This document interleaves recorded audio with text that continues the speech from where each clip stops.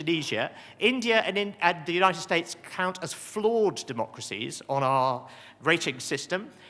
India, obviously, there is problems with freedom of the press and suppression of the opposition, and the US also has problems, loss of faith in the democratic system, sort of gridlock in Congress. I'm sure you're familiar with those. But it's the US election that is going to attract the most attention this year. So that's our second theme. Voters and the courts in America are going to give their verdicts on Donald Trump this year. And we think, well, we used to think he had a 1 in 3 chance of winning. We think it's closer to 1 in 2 now. So we'll see what happens. This is probably going to come down to a handful of voters in a few swing states. Last time around, it was only 40,000 voters in a few swing states that made the difference. And if you'd moved 40,000 votes into the other column, it would have changed the outcome. And this is why Donald Trump was calling people up and saying, can you find me 11,000 votes? So even though this is a national election, it's just a few places that will really determine the outcome. And the consequences, of course, will be global. It will affect everything from climate policy to whether America stays in NATO, to support for Ukraine. And there's also this theory that this next president, whoever's elected in 2024, may be the president who is in the White House in the event that China makes a move on Taiwan. And the theory is that America is investing a lot of resources in the Indo-Pacific, but this won't really bear fruit until the 2030s. And so if you're China, you might think, well, the late 2020s is the time to make a move. So potentially this next president is going to be in office at a really very perilous time. And one of the worrying things about Donald Trump, and there are many of them, is that we honestly don't know which way he would go on Taiwan. On Ukraine, we do have a very good idea of what he wants to do. He will want to pull the plug on American support for Ukraine, and he's already leaning on congressional Republicans to do just that. But that's the next of our trends, which is that given that you can no longer rely on American support for Ukraine, Europe needs to step up. Russia really has stepped up already. It's putting 6 or 7% of GDP into its war effort now. And Europe has been supporting Ukraine. And if you add up all of the support from the EU countries and Norway and Switzerland and Britain, it does add up to more than the total contributions from the US. But Europe has been doing this by running down its own stockpiles of things like tanks and missiles and artillery shells. So there really needs to be an industrial mobilization in Europe now in order to give Ukraine the backing that it needs. And Ukraine also needs political backing, a path into EU membership. This is the right thing to do to support another democracy, and those of us who live in full democracies should not take that for granted, and we should be doing everything we can to support democracies elsewhere that are under attack, like Ukraine is. So this is the right thing to do for Europe and the right thing to do for democracy, but it's also the right thing to do as an insurance policy against Donald Trump coming back. The other conflict that, of course, is very much on our minds at the moment right now is what's going on in Gaza, and Hamas's attack on Israel and Israel's retaliation have upended the region. And they've destroyed the idea that the world could continue to ignore the plight of the Palestinians. The normalizations that we were seeing between Arab states and Israel seem to have been the catalyst for this, that Hamas and its backer Iran wanted to derail the process as Saudi Arabia looked like it was next in the queue. So the big questions for this year are how long will the offensive continue in Gaza, and then what will happen afterwards? And there are various diplomatic attempts underway now to create some sort of grand bargain that involves return of hostages and restarting of negotiations over a two-state solution. But we really don't know where that goes, and it really does require new leadership both in Israel and in Gaza.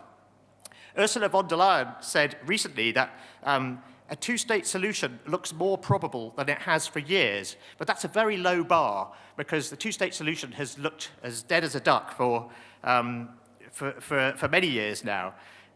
But the surprising thing is that this terrible conflict has reopened the path to a two-state solution. It's a very, very narrow path, but it's a path nevertheless.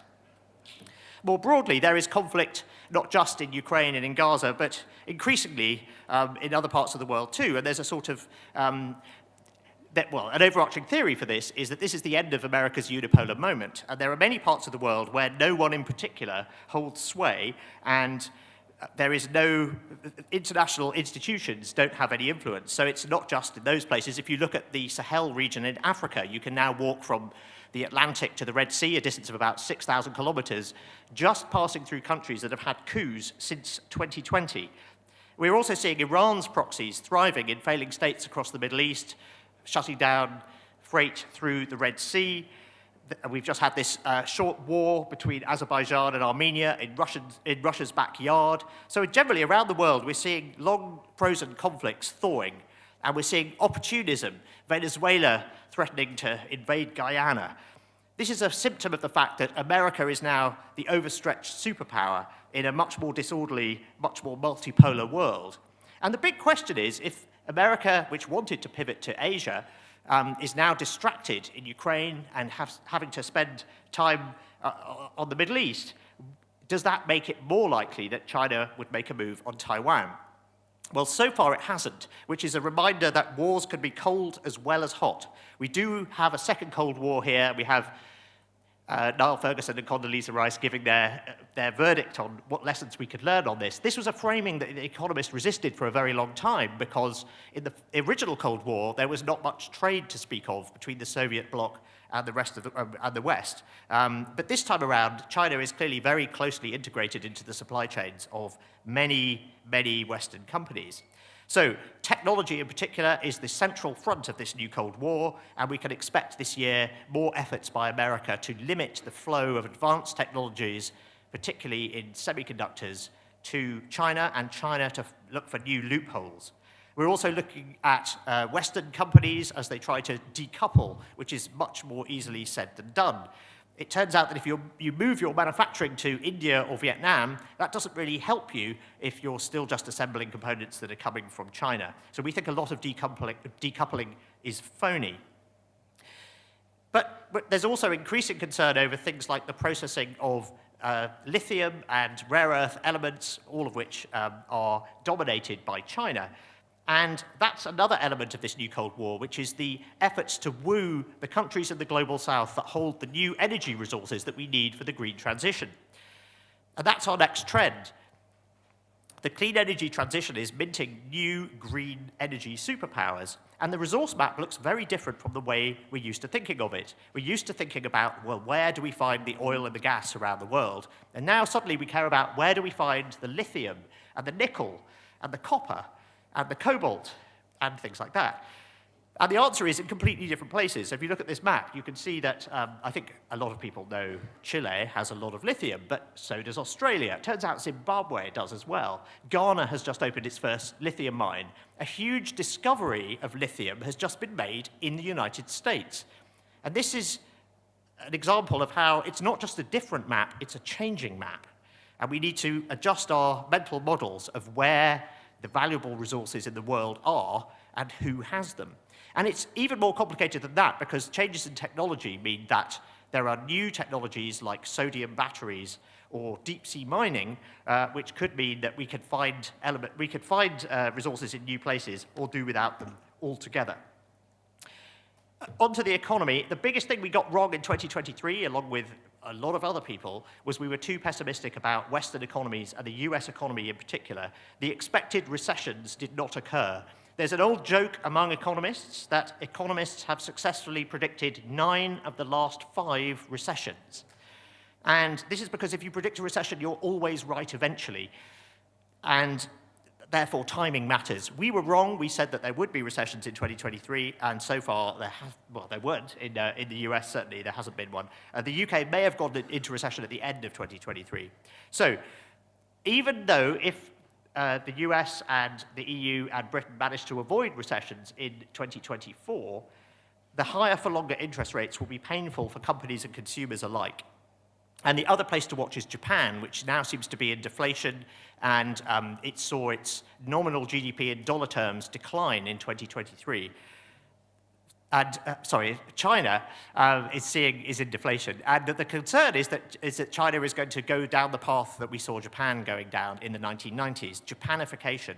We know what the cure for this is, but there does seem to be a sort of ideological resistance to administering that cure in the Chinese government. So we'll see whether that goes any further in 2024. Okay, we heard a lot about AI in 2023. I think in 2024, AI gets real in two ways. We're going to hear a lot about AI in products, not just tests and pilots and experiments, but we're going to see a lot more products that are actually using it. And some of those products will work, and some of them won't, and will go wrong in unexpected ways. And so the other way that AI will get real in 2024 is that regulators will be paying a lot more attention and will be introducing rules. The EU is introducing the AI Act, China has its own rules, and other countries around the world are trying this too. And I think we're going to see which of those rules have traction and which of these different approaches works best.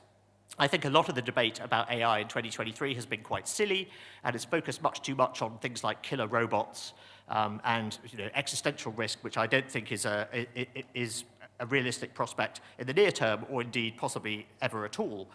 So I think the debate will get a bit more realistic in 2024. And in particular, it will focus on the real existing risks, which are AI systems demonstrating bias and discrimination, and the concern that this will have a negative impact on jobs. Now, so far, there's no evidence of that. We see record employment in the OECD countries, but there is concern about that, so that's something to watch very closely.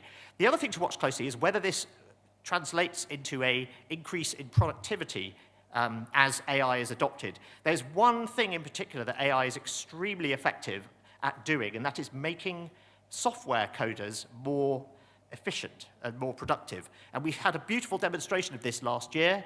Italy turned off ChatGPT for a week, and during that week, the productivity of Italian programmers fell by half.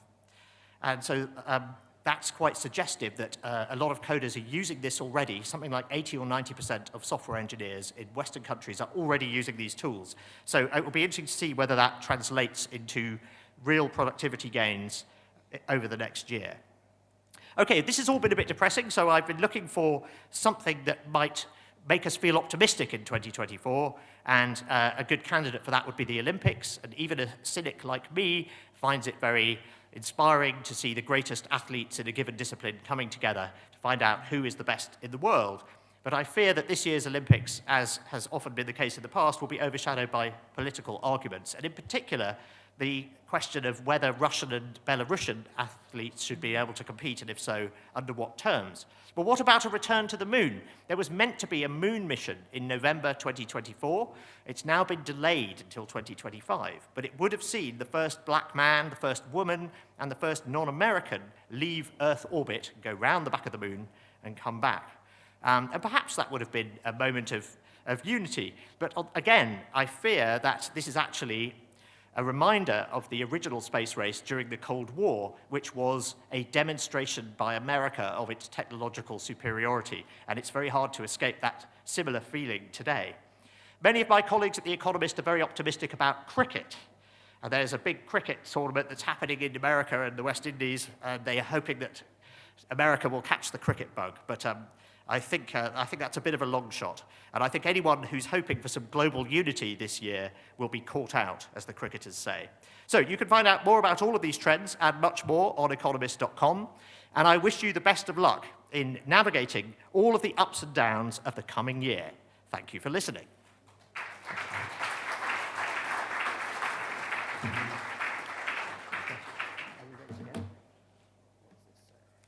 A message.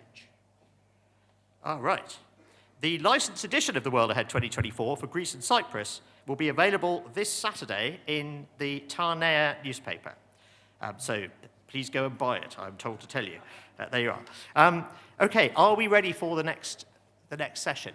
Yes, we are. Brilliant. Before we do, I'm just going to tell you quickly about the quiz. So you all have a quiz on the table, and the way it works is if you could each complete, you don't all have to fill it in, we just want one per table. So talk with your fellow table mates and figure out what the answers are. What we'll be doing is collecting the answers during the main course, And the prizes are, there's a charm for 2024, kindly provided by Zolotas, and there's a bottle of premium whiskey, Johnny Walker whiskey, offered by Diageo. So we'll be gathering those up, and the tiebreaker, if there turns out to be a draw, which does happen, will be the prediction for 2024. So please don't forget to fill in your prediction for 2024 at the bottom. It says 2023, but it should say 2024. So please don't predict something for last year that you know already happened. Brilliant. Okay, are we ready for the next? Okay, I'm now going to hand over to my colleague, Daniel Franklin. Over to you, Daniel. Yep. Oh, sorry, I'm not doing that. No, I beg your pardon, I'm handing over to the wrong person. I'm now going to hand over to George Souness, the US ambassador. I beg your pardon. Over to you, Ambassador Souness.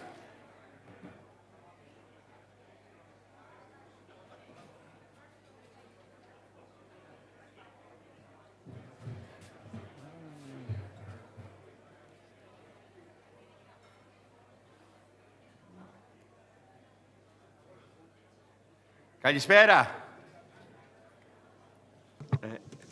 Good afternoon. I spoke to my mother when I was here, and she asked me, what are you doing here? They've asked me to be the keynote speaker, to which my mother said, you know, honestly, when you were young, I thought you'd be delivering newspapers and The Economist to people's doorsteps rather than be invited to speak at an outing. But, you know, good for you, son. I would have been proud to deliver to anyone's doorstep the Economist that named Greece the country of the year in 2023. As we look ahead, I'm proud to say that U.S.-Greek relations continue to be at an all-time high.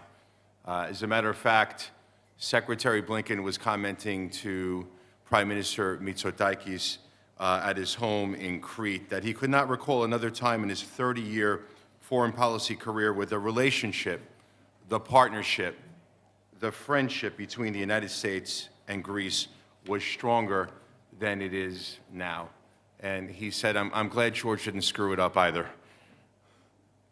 As we prepare for our 5th U.S.-Greece strategic dialogue in Washington next month, I look to even deepening this relationship with our indispensable NATO ally and partner, the government of Greece, to continue to advance our shared goals of peace and prosperity in the Eastern Mediterranean, Western Balkans, Black Sea region, and beyond, united by our shared democratic values. Greece is a stability provider and a reliable partner in the region. Now, the United States is invested in Greece's success. Trade has increased dramatically. Foreign direct investment has increased dramatically, as have our investment ties. And it's no secret that the investment community has taken notice of Greece's economic vibrancy and investment-grade status. There's velocity in these investments, and it's accelerating, no less than Applied Materials, Amazon Web Services, Chubb, Cisco, Deloitte, Digital Realty, Google, JP Morgan, Meta, Microsoft, and Pfizer are making considerable investments in Greece. The U.S. government is also investing. The DFC has invested $125 million in U.S. firm's Onyx project to rehabilitate and revitalize the Elefsina shipyard, a project that will create a couple of thousand new jobs in Greece. Now, the rebirth of a major shipyard in the region is also very important from a geostrategic point of view. Additionally, USAID signed a memorandum of understanding with the government of Greece to improve energy security and cooperation in the Western Balkans. This partnership is part of a larger U.S.-Europe energy bridge, will advance collaboration between energy entities and authorities in Greece, Albania, North Macedonia, and Kosovo to integrate their electricity markets and create a more connected and secure region. As a geostrategic and economic partner, Greece has long been a pillar of stability in Southeast Europe. It is becoming an energy and transportation hub for the region, helping its neighbors wean themselves off of Russian energy and providing an alternative route for goods. I recently traveled to Moldova, Romania, and Bulgaria to meet with government and private sector leaders to explore how Greece can work with its neighbors to increase regional connectivity, especially as we look to the day when we will need to rebuild Ukraine. Increase rail, road, energy, data and information connectivity are the key to further regional integration based on increased trade and shared values. I want to point out, Greece is a global leader in renewables. 60% of their needs are going to be met by renewables by the end of this year, and 80% by the end of the decade. This leadership in decarbonization is furthered by Greece's hosting the 2024 Our Ocean Conference in April. This conference unifies the world under the mission of protecting our oceans and waterways. Now, these are issues of particular importance to Greece and highlights its role as a global leader on global challenges. Now, what's important to all of us is inclusion and opportunity. I want to speak about inclusive education. This provides a better quality education for all children to help every child reach their full potential, a goal we all share. But it's not just the right thing to do. It makes economic sense for any country, and especially for Greece as it continues to attract record levels of foreign investment. Foreign investors and their employees expect inclusive school systems for their children, one that meets the child, especially as they seek to build inclusive teams themselves. This is critical for any country's long-term economic health.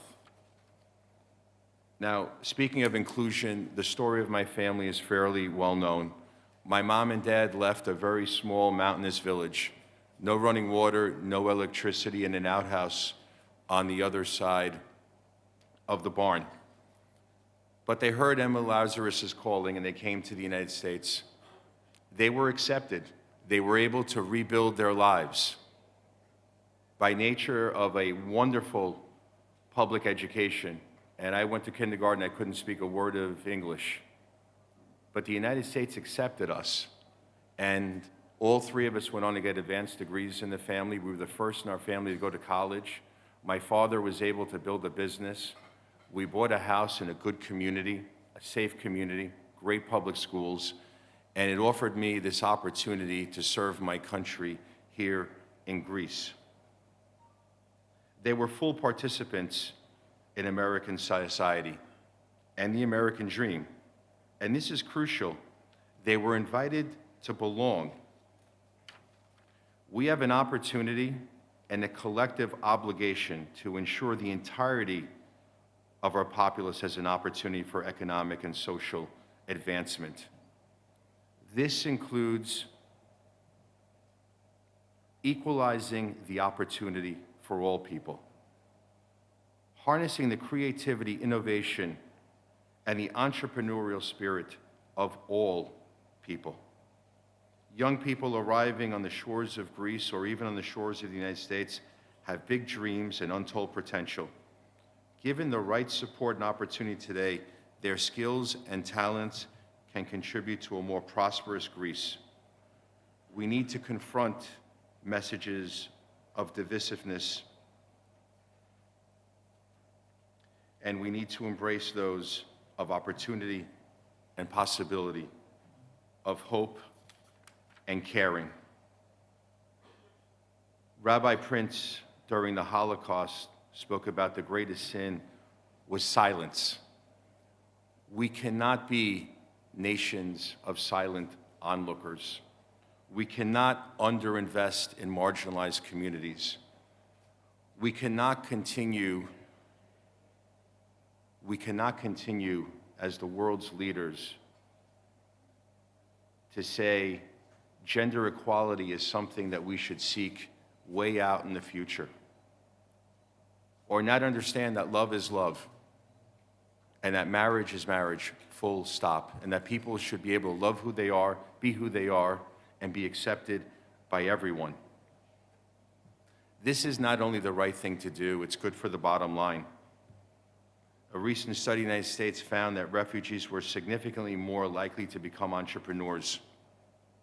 Just this morning, I met with a group of MIT students. Secretary Summers, forgive me for mentioning that other institution in Cambridge, but I just met with them this morning. Some of them were refugees themselves who traveled to Athens to join a Greek NGO in leading an engineering design workshop for unaccompanied children to develop problem-solving and entrepreneurial skills, which will benefit Greece as well as their home countries if they have an opportunity to return. Folks, think of the determination it takes for a mother to put her 2-year-old on her shoulders and take her 4-year-old in her arms and get into an inflatable and risk all of their lives. They don't come to destroy one's country. They come because they're seeking safety and an opportunity to provide a better life for their families. This is an ethos we need to embrace because it benefits all of us. When everyone participates, our economies grow faster. Entire societies grow stronger, more creative, more prosperous, and more free. This, at its core, the promise of democracy and the mark of a great society. We need the entirety of our society's participation if we are going to effectively address the great global challenges of today, like climate change and food insecurity and divergent economic opportunity. I wanted to speak about democracy. A lot of people tell me that democracy is an outmoded way of governance. When my country stood up a government 248 years ago, it borrowed the values, the ethos, the lessons of the government that was founded right here thousands of years ago in Athens.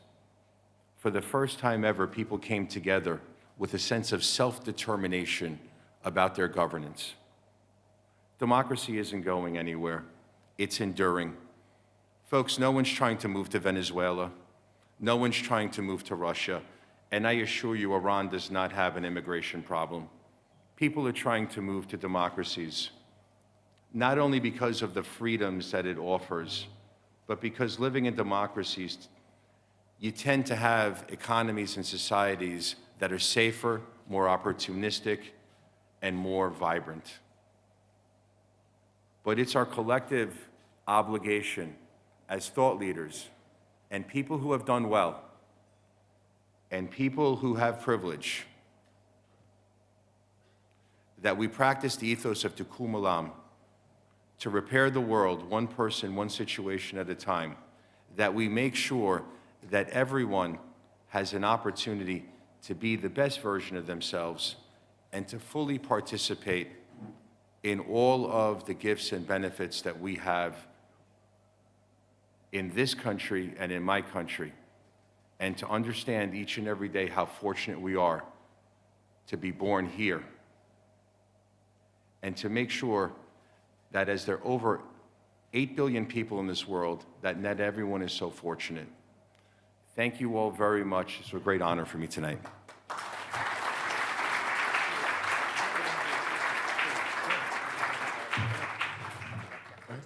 Yes.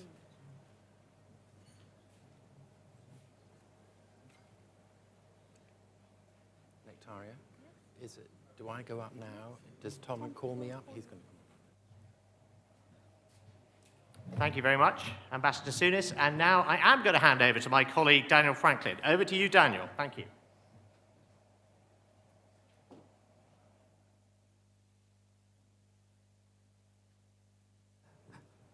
Thank you, Tom, and thank you, Ambassador Souness, for those, I think, very pertinent remarks. I just wanted to say, before I introduce our very distinguished panel, what a pleasure it is to be back here in the Grand Bretagne Hotel for this event. I think it was at least 10 years ago that we had our second gala dinner, And it's a very different Greece. I'm particularly pleased to be here at the time when Greece is Country of the Year as voted by The Economist. So it's great to be here in very different times for this country. Now, it's challenging times for the world, and we're going to tackle that in our next panel. So it's my pleasure to invite our panelists, please, Larry Summers, Angeliki Frangou, and Jerry Kalogeiratos, please, to join me here on the podium. Thank you.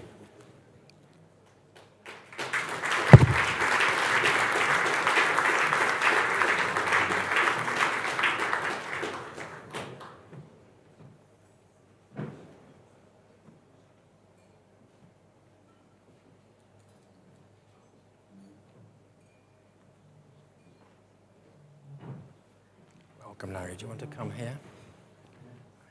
Great to see you. Angeliki, do you want to?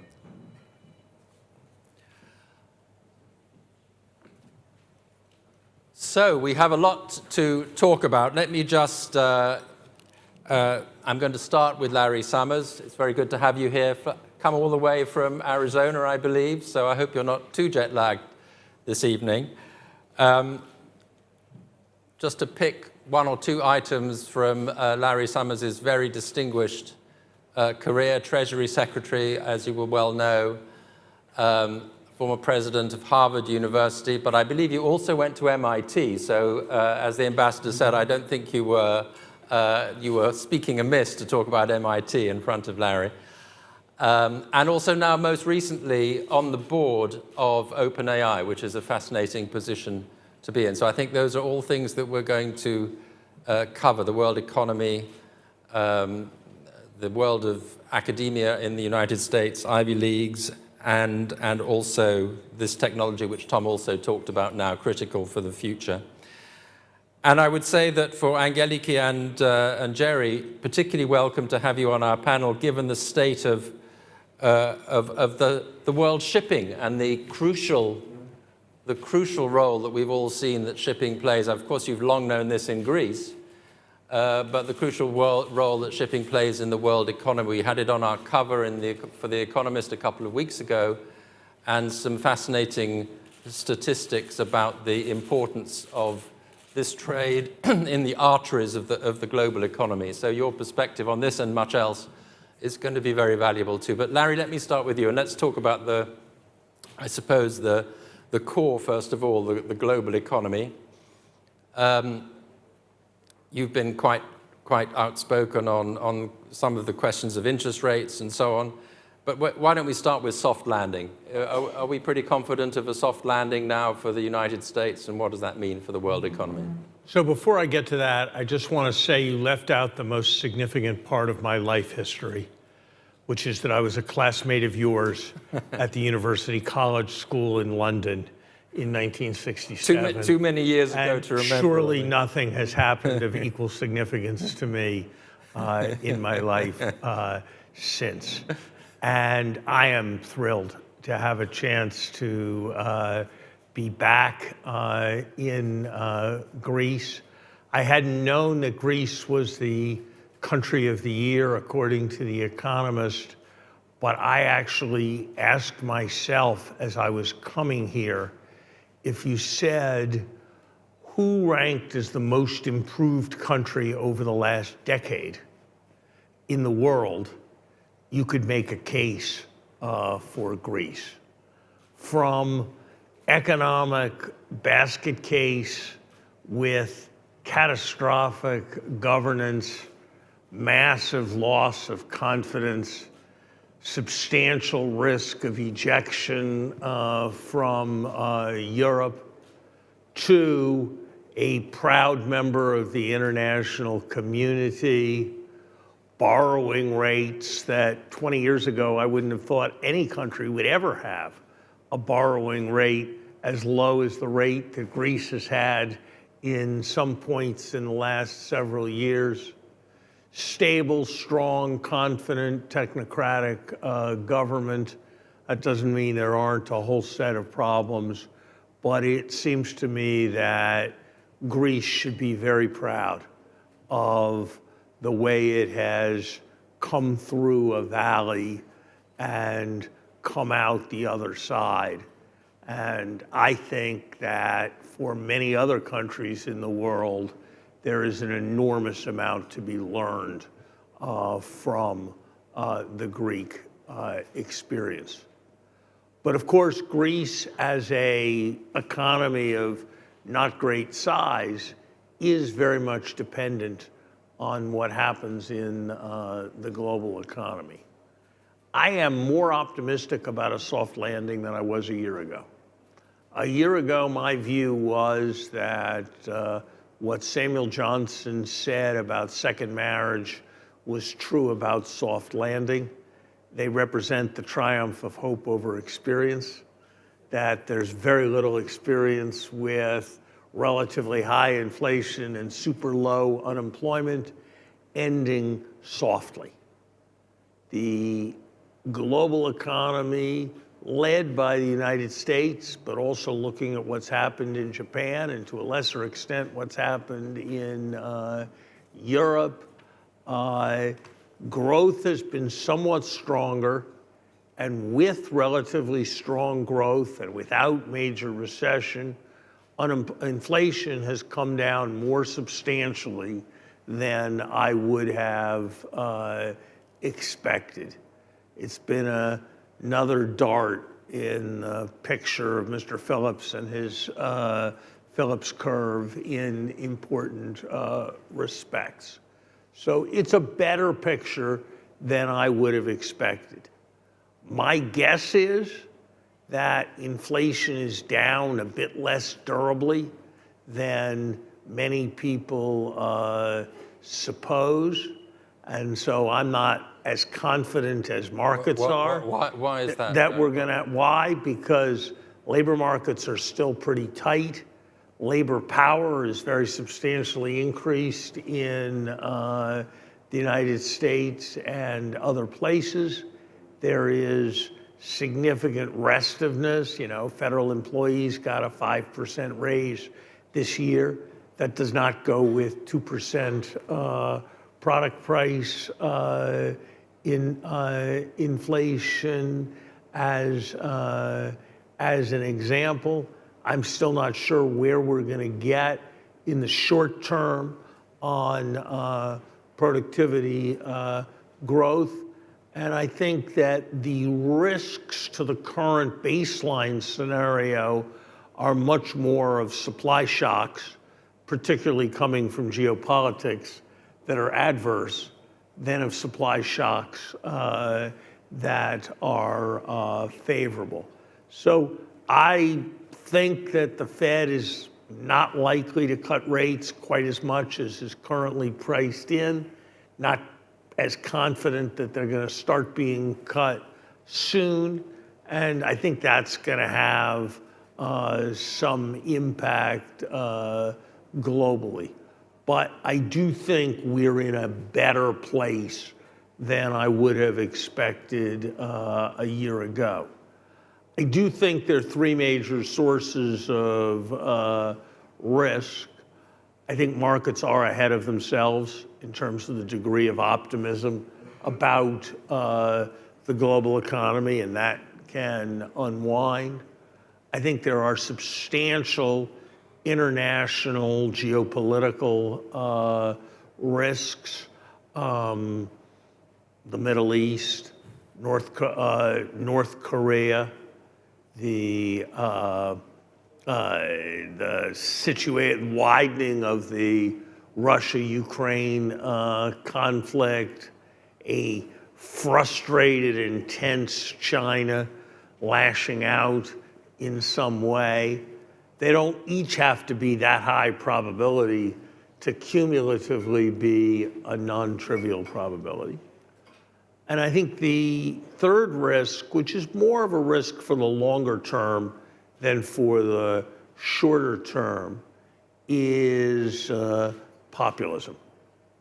What we know is that over the long term, populism is a destroyer of economies. The clearest example is that Paul Samuelson wrote an essay after the Second World War in which he grouped together 4 economies in terms of their prospects for the decades ahead. All 4 had substantial natural resources and substantially educated populations. The 4 were Canada, New Zealand, Australia, and Argentina. One of them stands out today. And the danger of populism, which can sometimes accelerate an economy in the short run, but virtually always does grave damage in the long run, as you in Greece know very well, is, I think, very real in many parts of the world, and frankly, especially real in my country. I think a second Trump administration would be substantially more dangerous than a first Trump administration was. I don't think it's responsible to predict that it will gravely damage the economy in the short run or cause an immediate recession. I don't necessarily think that would happen. But I think there are things that we take for granted in the United States and in some other countries in terms of the ability to enforce contracts, in terms of the structure of taxation and regulation being based on rules and laws and independent judiciaries, not based on deals and favoritism. And we sort of take that for granted and we don't think about it very much, in the same way that most people take the administration of anesthesia for granted when there is surgery. But when the anesthesiologist becomes visible, it's never because something good is happening. And in the same way, when rule of law issues become highly salient, that's grounds for substantial concern. But I am, on net, very mindful of these risks, but also very mindful of a basic principle in viewing the world, which is that events 70% of the time are bad, and trends most of the time are good, and we tend to focus on events rather than trends. And as illustrated by my smartphone, as illustrated by AI, as illustrated by the fact that almost everybody in America today is comfortable with their child marrying someone of a different race, there are a lot of trends that are running in the right direction. And therefore, it can be a mistake to overdo pessimism. I think we will certainly come onto some of those trends later on in the conversation. So, but first of all, let's stick with events, just to be a little bit more concerning for a while. As you say, most of them are bad. And you mentioned, by the way, I think we quoted you in The Economist this last week on a similar theme but with regard to Mussolini, that he seemed like a good idea until he wasn't, right, for the economy. Yes, we had a cover saying that Trump would not be good for business, although many American businesses seem to support him right now. But I want to focus on events and what you said about the shock to the supply system, and ask Angeliki, first of all, as you know, I should have introduced you properly, Chairwoman and Chief Executive of Navios Maritime Partners. We had this cover story in The Economist that had figures of 80% of trade by volume, 50% by value travels on the oceans through ships. And therefore, it's absolutely critical to the health of the global economy that this happens. How do you see the troubles that there are now in the Red Sea, but not only in the Red Sea? I mean, we highlighted various other, obviously the Black Sea as a danger zone. There's competitive sabotage going on in the Baltic Sea, various other build-up of navies in the South China Sea.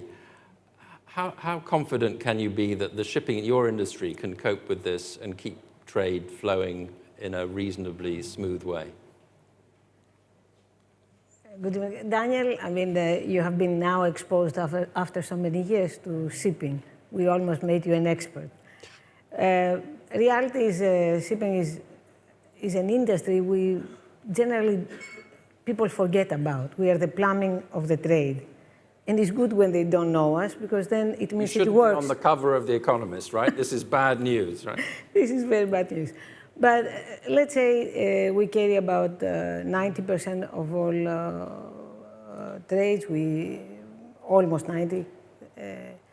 And it is the most efficient way. It's about supply and demand, it's about efficiencies. And when price is shoot is when there is an inefficiency. It's like any transportation. So the war, natural disasters is what really shoots up. And we saw what happened with the Ukrainian war, which was a real tragedy and a shock for all of us. But we now have managed to cope with that. Basically, we managed in a rather short time. It's almost, what I will say is the third winter. We have managed to deal with all the commodities, like Europe was importing 54% of all gas from Russia. And we effectively solved it with money, with effort, but it was solved. I mean, we have new storage capacity for LNG, we have regasification projects. You will see in 2024 we will have 34% more ability to import more LNG than in 2021. So a very short time we managed to deal with a significant problem, but a solvable problem. And the same with oil, with grains. Now we are seeing the Red Sea. Yes, it's a problem, but again, it's a solvable problem. You have a 10% of all goods passing through Suez. And basically, we have 24,000 vessels going through per year. And with the Houthis and the Red Sea and the attacks in the Red Sea, we can find a way, because it's about 10 days more traveling around Africa, let's say 30% more longer trips if you take it on extended trips. And if you take it in the global ton mile, is about a 5% more on ton miles. An inflationary problem, but a solvable problem. I think the things that will worry more is something far more. Could you put a figure on the sort of how that might feed through to inflation, do you think, of transport costs? You have an excellent economist next to me, I will never be. But I'll say that it is like restricting. You are about 5% more, reducing the supply of vessels. You can have a 10, 20%. It's not as severe as what we experienced after the pandemic, where the need for goods was such immense and the supply chain had disrupted. It's less. I'm not saying that is insignificant, it's inflationary. But it's manageable, is what, yeah. But I think manageable. Jerry Kalogiratos, Chief Executive Officer of Capital Product Partners, very good to have you with us here as well. Interested in your perspective on that, and also, to push it one stage further, if that's manageable, what are the further risks of this conflict escalating that might cause perhaps bigger disruption? One thinks of the Straits of Hormuz or other places that you might worry about, and how can you plan for that? I recall one of the catchphrases you had in that article. You said that oceans matter for geopolitics once more. What was it? A week or two ago. Yeah. And I would add also oceans and obviously shipping. As you say, it is a very important part of the international trade order. And since the Second World War, we haven't seen that type of challenge to that world order, especially in terms of the law of the sea. I mean, you have obviously what's happening in the Black Sea now for some time, and what you just described, but also, only yesterday we had this major explosion in Ust-Luga in the Baltic, then China and Taiwan, the Red Sea. And I would also add another one, which is not that obvious, a different type of challenge. It's the Panama Canal. There, El Nino, but also climate change, have affected the capacity of the Panama Canal to accommodate shipping. So, for example, US LNG and LPG exports are now forced to predominantly take their route of the Suez Canal, which is now the Cape of Good Hope, because Suez has its own challenges. I mean, in terms of numbers, 400 container vessels have deviated through the Cape of Good Hope since November. Freight rates are up by 250% if you want to move a cargo container from Shanghai to Rotterdam. And as Angeliki pointed out, it's not as significant in terms of a price hike compared to what we saw through COVID. But I think we are at a very sensitive point in time where expectations about forward inflation are formed. I mean, central banks have more or less declared victory over inflation, but you look at what's happening in shipping, where you see what's happening in the volatility in energy prices. It doesn't look like it. And one could only imagine what would happen if the same trends persisted, or if we had another point of conflict. Especially what's happening in the Red Sea, it's cumulative. I mean, it's like taking out capacity from a glass of water. And the more that is empty, the less available capacity is out there, and then the more it is likely to see freight rates and charter rates hike. So containers, we have seen that in freight rates. We are seeing this partly in tankers, a little less, to a lesser extent, I would say, in dry bulk. But unless this problem is solved fairly soon, we will see tighter and tighter markets.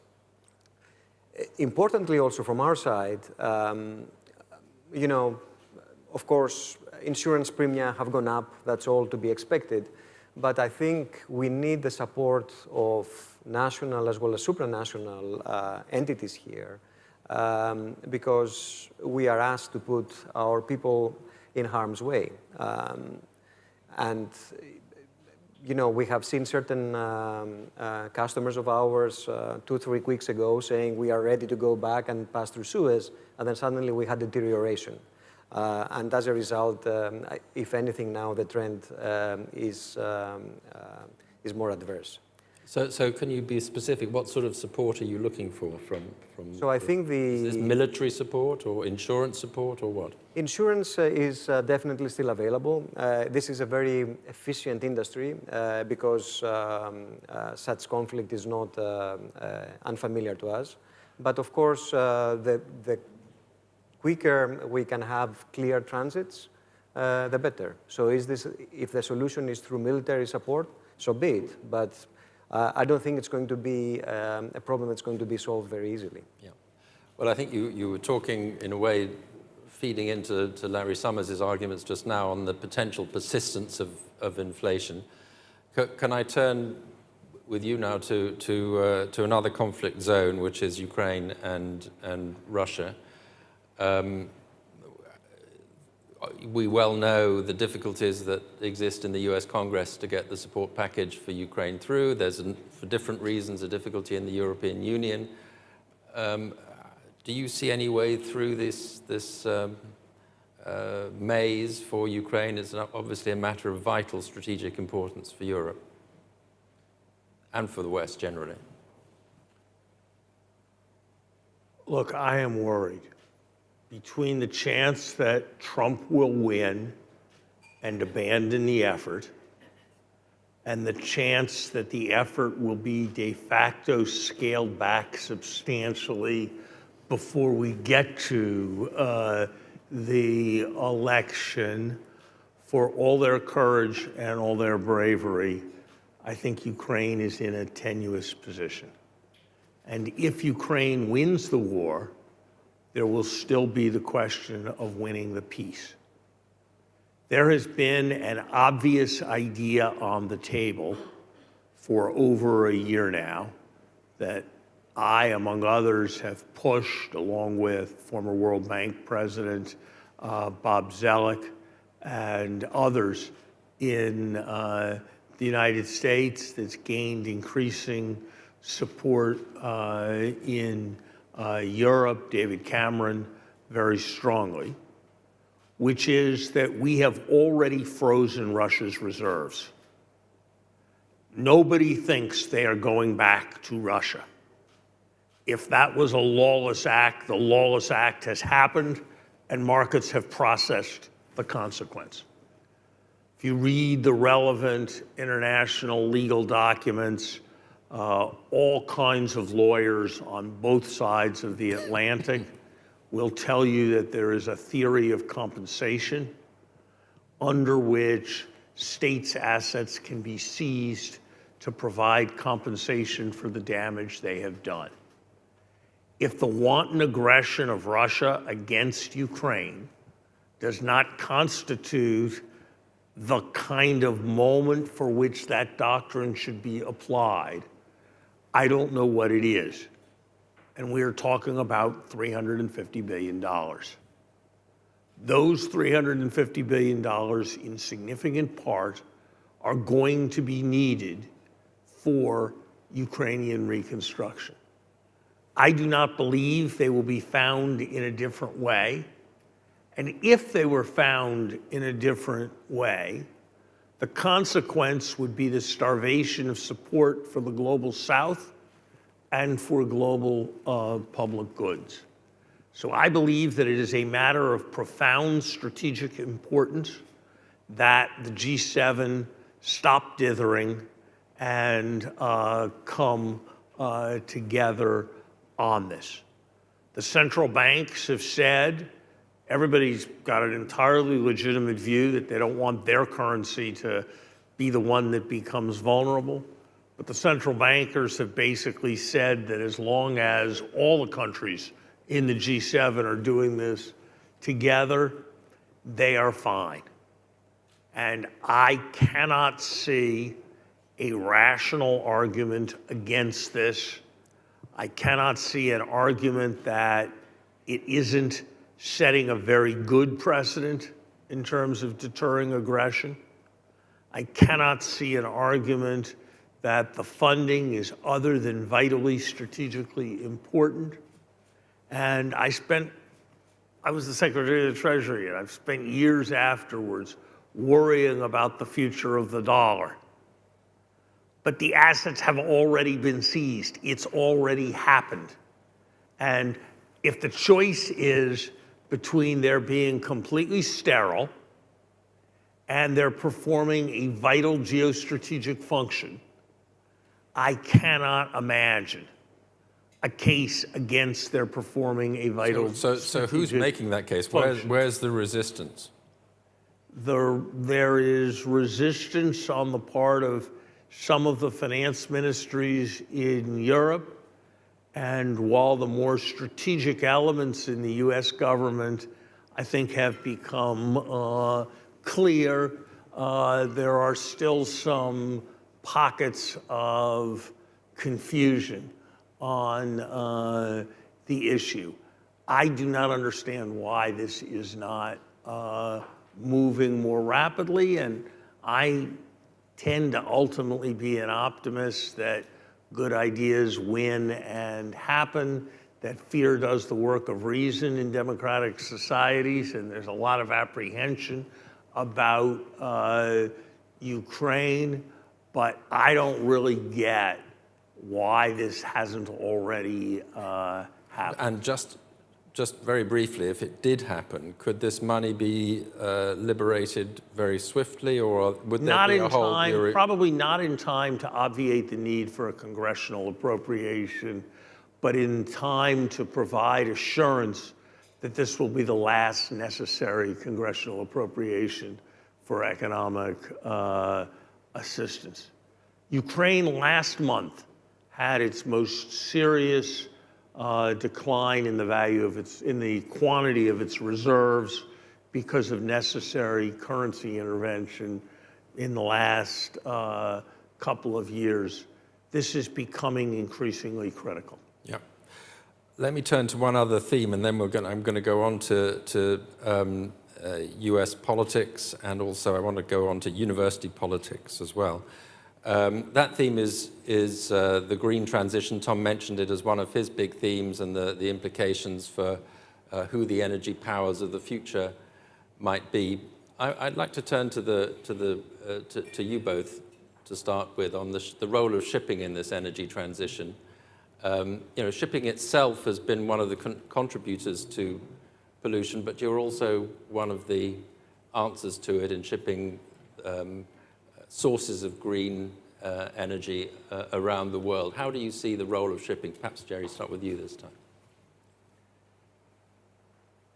As you say, shipping does its part when it comes to pollution, but when you think the type of volumes transported and its carbon footprint, which is just sort of 3%, it is very efficient. Of course, this does not mean much. We are at a point in time where each industry has to do what it can to decarbonize. Unfortunately, shipping is one of those that cannot be decarbonized easily. The reason is that you need a lot of power over long distances, and for example, electrification is not an answer. But the industry has done tremendous steps, tremendous progress over the last decade or so. Over the last maybe 15 years, you would argue that propulsion energy efficiency has improved by more than 20%. And at the same point in time, we have increasingly more dual fuel vessels. We are looking at new fuels and propulsion. So I'm pretty confident that shipping will do what it can to decarbonize, as there is progress, there is initiative, and currently we see quite a bit of that. However, I think the more important role that shipping has to play in this is being a very necessary chain in the green economy. So hydrogen, which is expected to play a major role in energy transition and in a decarbonized economy going forward, will need to be transported, as it's going to be produced far away from the points of consumption. So blue hydrogen and green hydrogen potentially will be converted into hydrogen carriers like ammonia or methanol, and this will require they say up to 100 new type of ships, very large ammonia carriers, to carry that cargo. In addition, there is the whole carbon capture and storage industry, which is nascent, but it's taking very quickly form both in the US, Europe, and up to a certain extent Asia. Will need shipping to take off the carbon emissions, probably in liquefied CO2, and then to be stored onshore and offshore.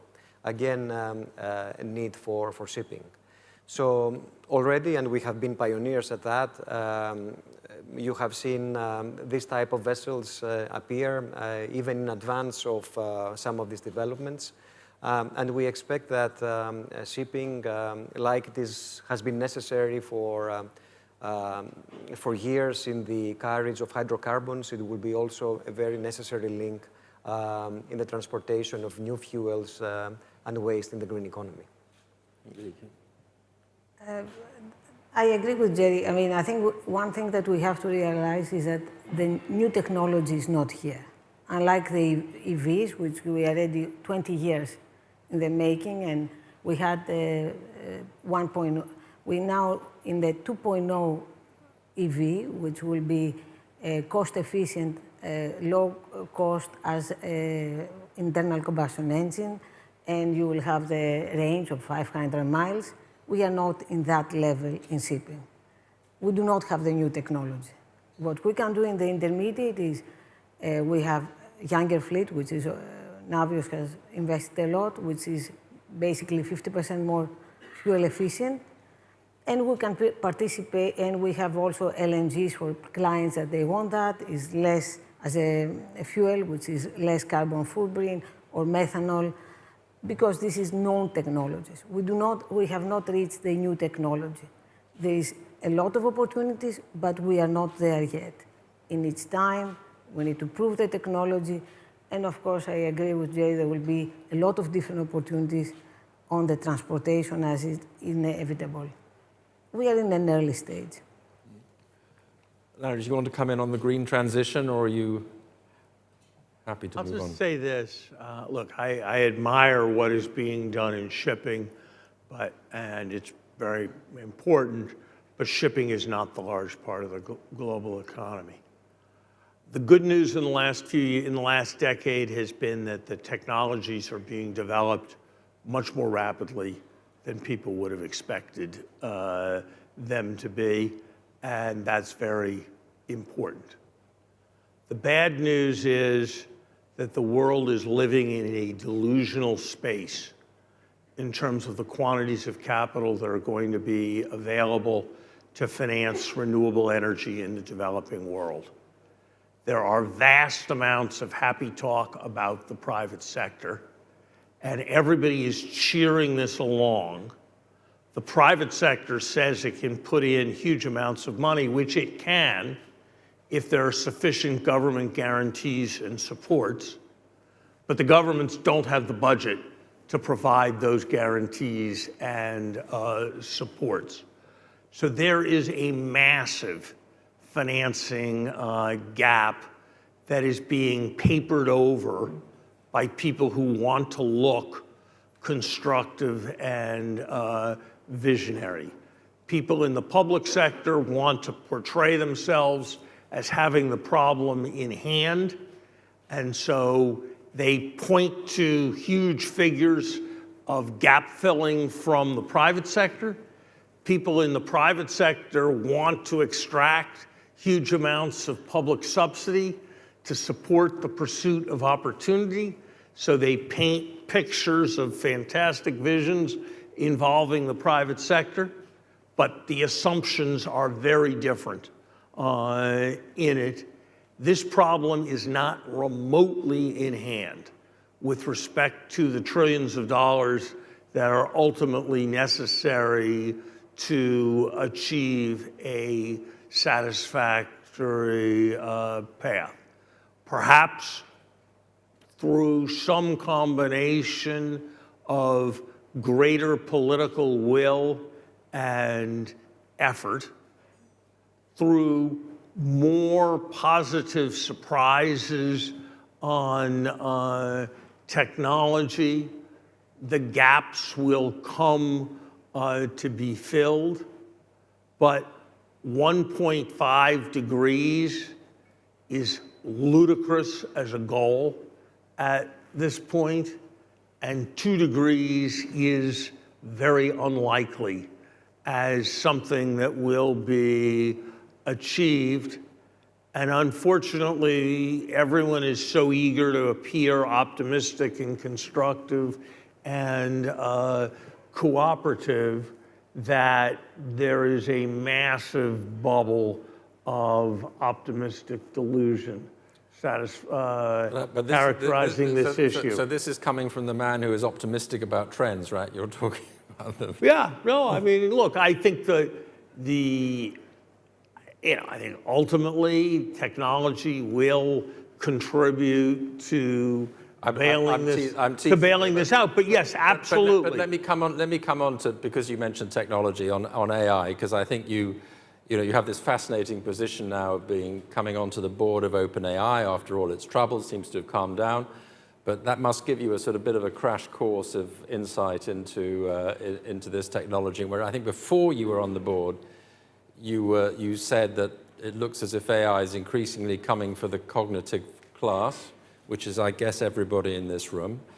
How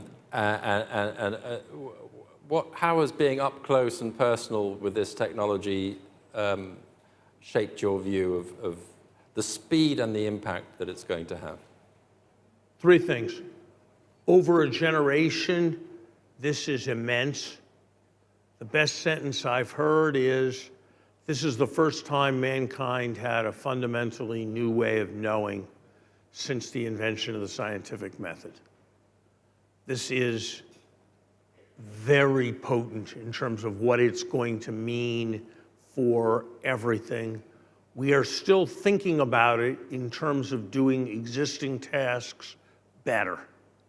When the video camera was invented, the first idea was to film plays. And then people realized you could do things that were much better than having a stage and filming what was going on with a video camera. We don't yet know the tasks we will recognize are valuable. Second observation, this is a bigger deal this is the thing that probably I had not appreciated at all till my current involvement. There are plausible scenarios in which data centers will absorb 15% of the electricity produced on planet Earth within a decade. And that tends not to be in people's planning at all, and it is potentially a very, very big deal. And the third thing is, this is potentially going to come for IQ long before it comes for EQ. It's going to do diagnoses based on medical histories before it holds patients' hands and reassures them.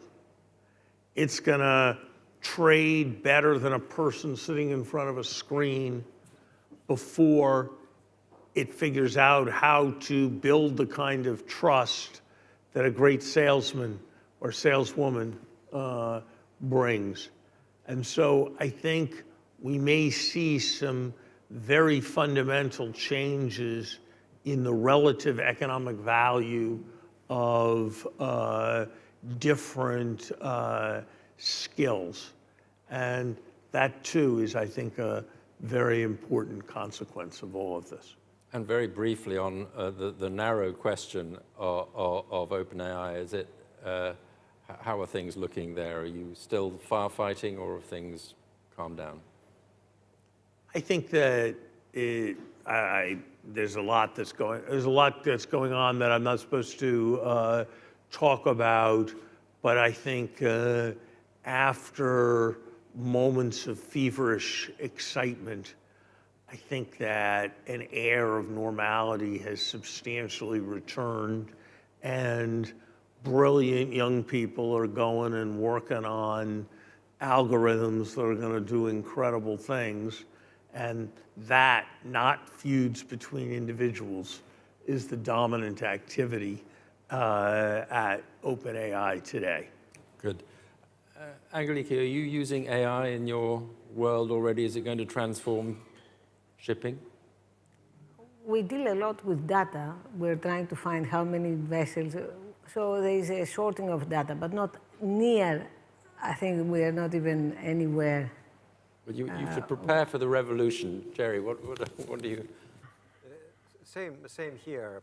Data analysis is one thing, then people start using it for various menial tasks.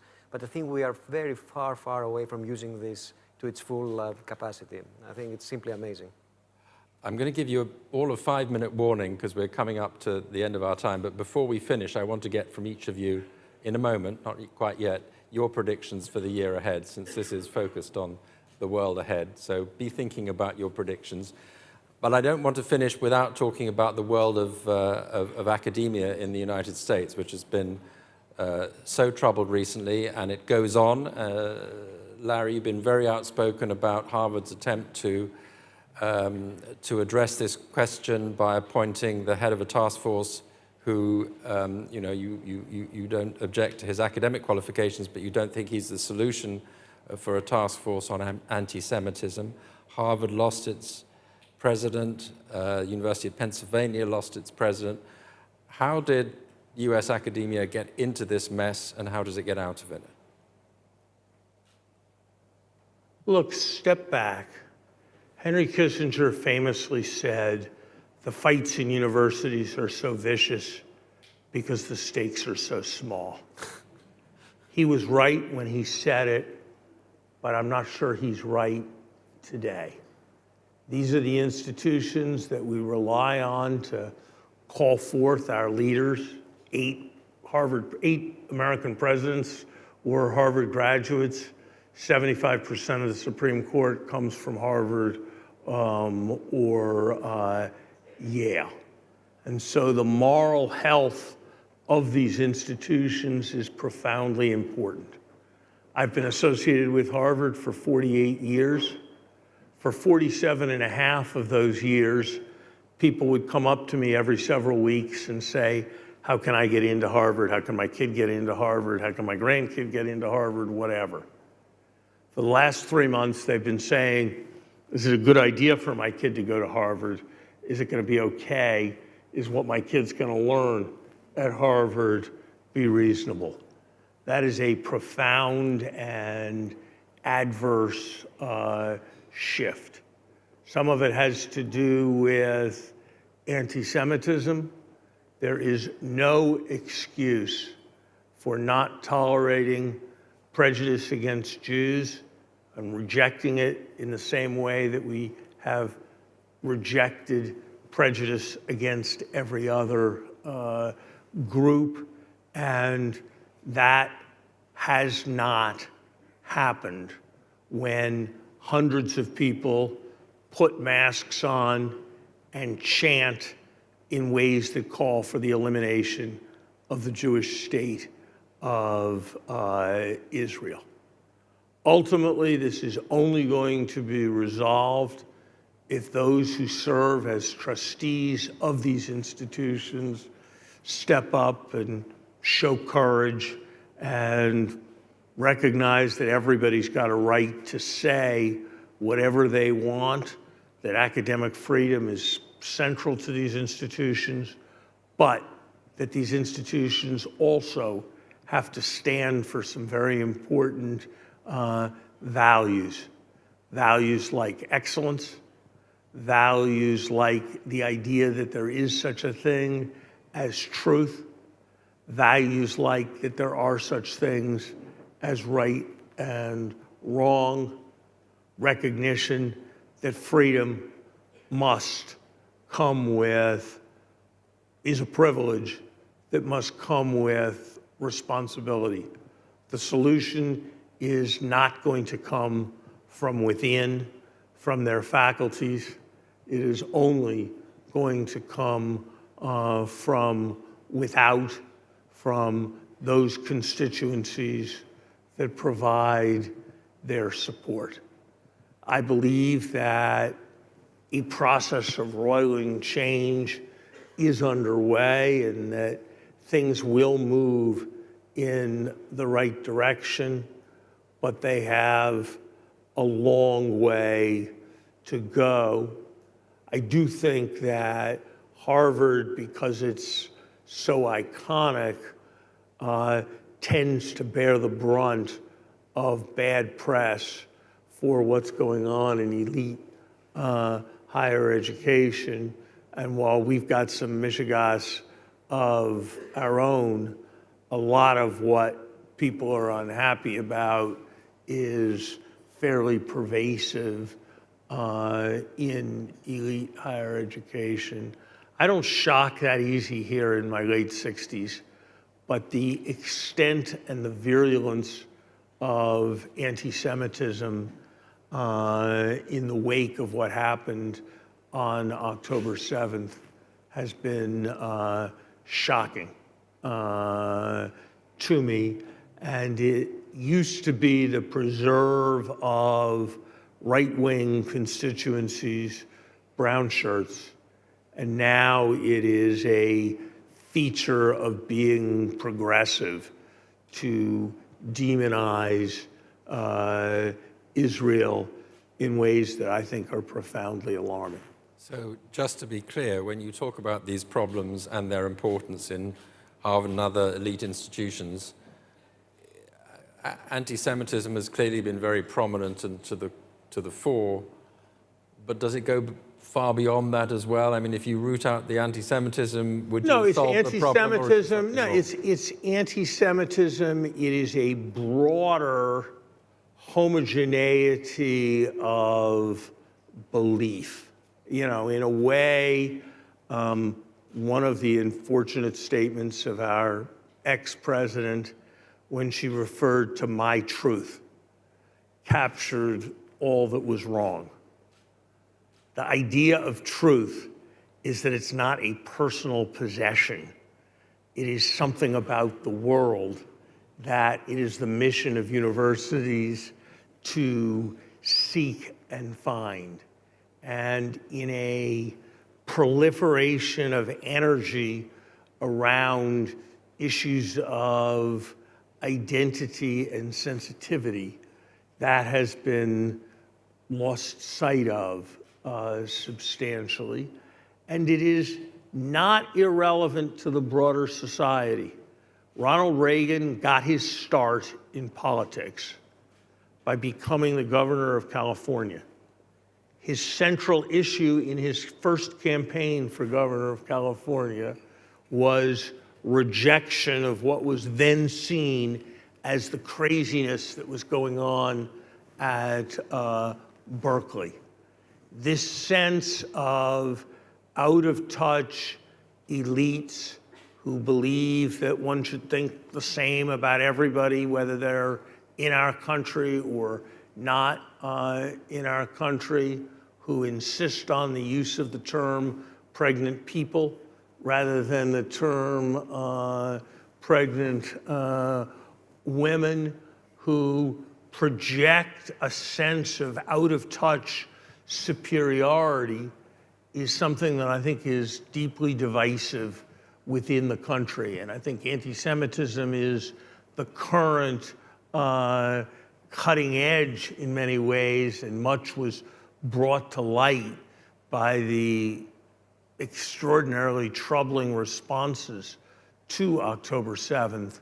But the problems have been roiling under the surface for a very long time. We could have, I think, have spent much longer on perhaps all of these issues that we've talked about, but we are near the end. I'm going to hold you to your predictions in a moment, making the predictions. Feel free to make any predictions about the one subject we haven't talked about, which is who's going to win the American election. We would like to hear that. Well, we might have a prediction or two, but let's go to you first for your predictions. Jerry, what would your prediction for 2024 be? I think it's more likely than not that we are closer to the end of the Ukraine-Russia conflict.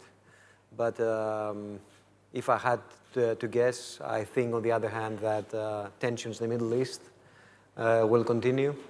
And finally, what I said earlier on, I think the market is, and I agree there with Larry, is moving ahead with regard to interest rate expectations. I think this is that last bit of inflation is going to be harder to tackle, and hence interest rates might come at a slower pace. So sell now, right? Is that the message? Yeah. Yes, Angeliki. I will say that I can pick it in. I will select to give my predictions on the only thing I know, a little bit of shipping. And I will say that after what I heard about a soft landing, I was very enthusiastic. I'll say, okay, the Red Sea passage is inflationary, which, you know, at the end of the story is not it won't shock the world. It can be higher rates or lower rates, that is the one thing. But the one thing that everything will hinge is in a question I like to ask. What will happen if the Strait of Hormuz closes?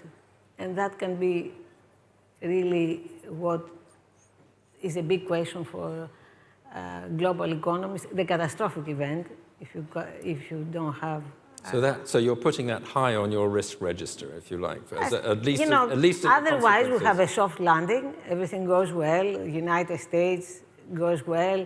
Europe bundles along. China is a little bit of green shoots.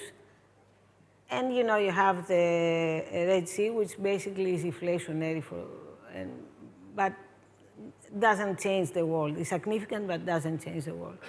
I think the big issue that I cannot really predict is what will happen if they close the Strait of Hormuz and we lose 20% of the global oil and a fifth of our gas. Larry. It's going to be okay. The lesson of American history is the power of self-denying prophecy. People thought we had a crisis of the national spirit when Jimmy Carter declared it, and then we didn't. People thought, and Richard Nixon and Henry Kissinger thought the constellation of forces was moving against the United States relative to the Soviet Union, and then it didn't. The Samuelson textbook in 1960 said that the Russian economy was going to surpass the American economy by 1980, and then it didn't.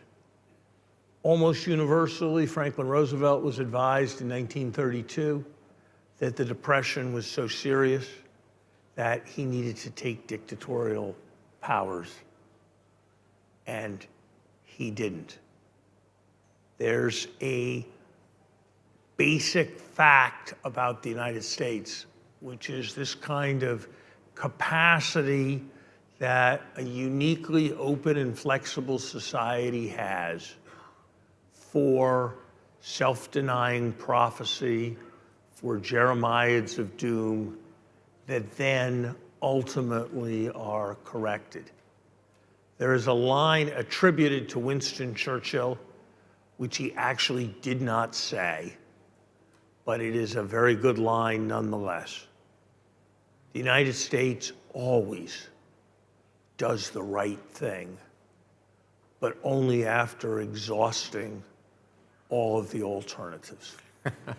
And my best guess is that Joe Biden will win, that there will be plenty to discuss and worry about at this event next year, that The Economist magazine will not suffer for topics to put on its cover, but I believe ultimately that the world moves forward, and my expressions of alarm are not intended to be fatalistic or negative, but as prods and pushes towards that kind of progress, which I think is so important for us all and our fellow citizens.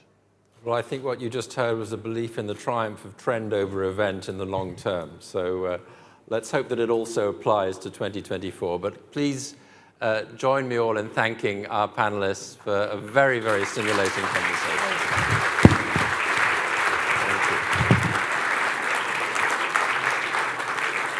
We're going to have some photographs taken here, but I think we serve the first course. Is that right, Nectari? Yes. So food is on its way.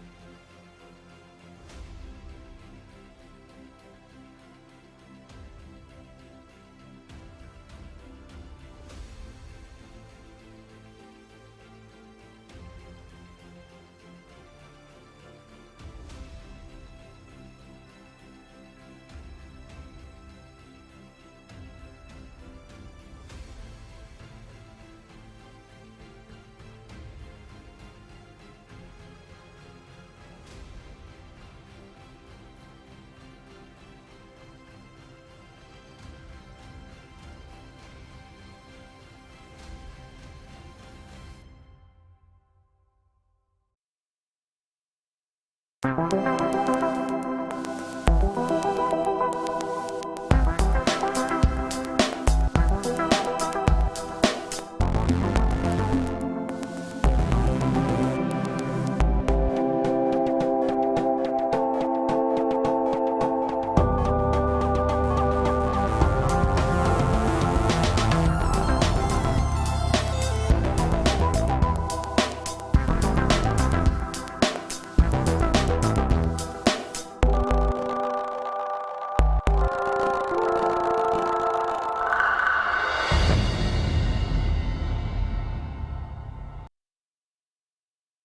wealthiest, the most successful people are generally international. The world is becoming an ever volatile, ever-changing place, changing much faster than it did before.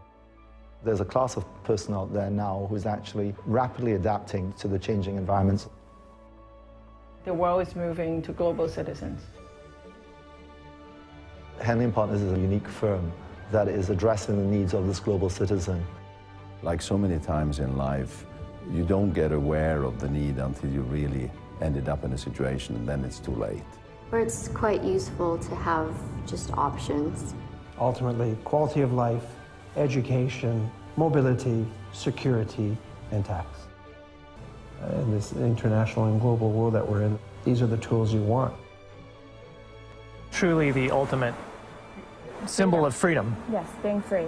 It's the ability to live where you want, travel where you want, raise your kids where you want, and not subject your family to the fate of where you happen to be born. You actually get to choose. I find that Henley & Partners are a professional company, but they're also very approachable. Very open communication. It's like you know somebody for 30 years. Always starts with an initial meeting where we really establish whether we are the right people to deal with and whether the client is right for us. Well, from the point of view of the clients, and I've heard this from so many of their clients, the word family just comes up over and over again. It doesn't feel so much like going and talking to a professional services firm. It feels like a family. And what we found is when we turn to Henley & Partners is we get the answers right away, and it's straightforward, and the timelines are condensed dramatically, and that gives us very much a sense of comfort that we're in good hands and we're with people who know what they're doing. It's a fantastic kind of all-encompassing service that you get when you come to Henley & Partners. They know what they're doing. They're professional, efficient, courteous. They are providing a true service to these global high net worth individuals that are concerned about taxes, concerned about their freedom, concerned about the safety of their family. And that's what Henley & Partners offers our clients, and that's what Henley & Partners helps create and construct for governments. The fact that they have so much experience actually working with governments to set up these investor schemes means, A, that they understand them back to front, because they've designed many of them themselves. I mean, they're there working with the governments to create them. Henley & Partners is really the firm that created this industry, pioneering many of these programs. I'm not aware of any other company that has the knowledge of both sides of the equation so deeply, so intimately, that they can really claim to be experts on both sides. That's what Henley & Partners does, and we do it very well.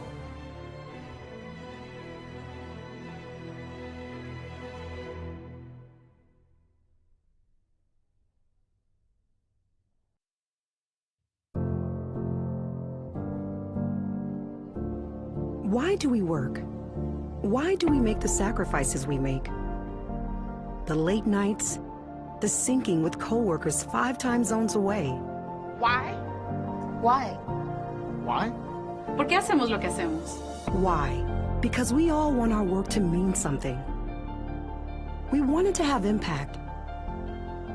And not just on the bottom line, but the people we ultimately serve. Your customers. Iron Mountain knows how to make your work mean more. After all, we've been protecting your most valuable assets for over 7 decades. Who better to help you use it to unlock new ideas and insights that will not only accelerate your business, but elevate it in so many ways. By digitizing your information, securely decommissioning your IT assets, safeguarding your brand reputation, collaborating to meet your sustainability goals, and connecting your work to the world. So let's roll up our sleeves and get to it, shall we? Let's find the gold in your mountain of data. Let's elevate. Let's elevate. Let's elevate. 大的无敌了吗？让我们提升。 Let's elevate. Let's elevate. Elevate the power of your work.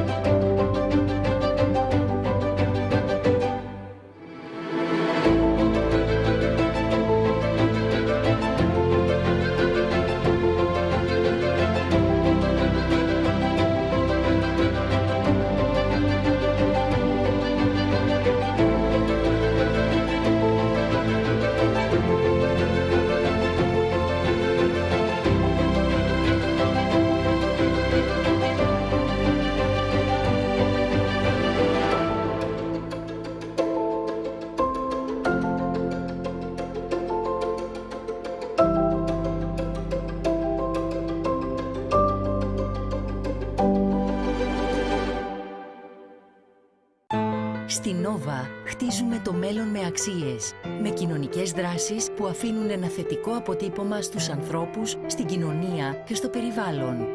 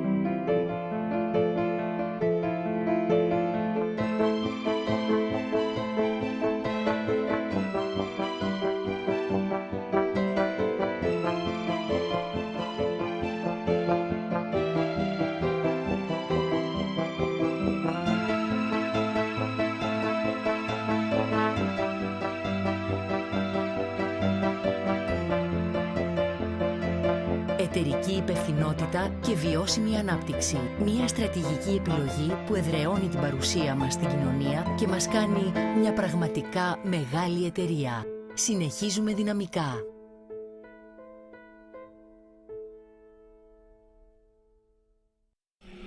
Check this out.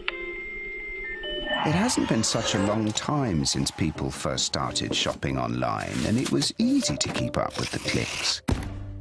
Little by little by little by more, the clicks added up to be more than the stores, and e-tailers worked harder than ever before because they had to keep up with the clicks.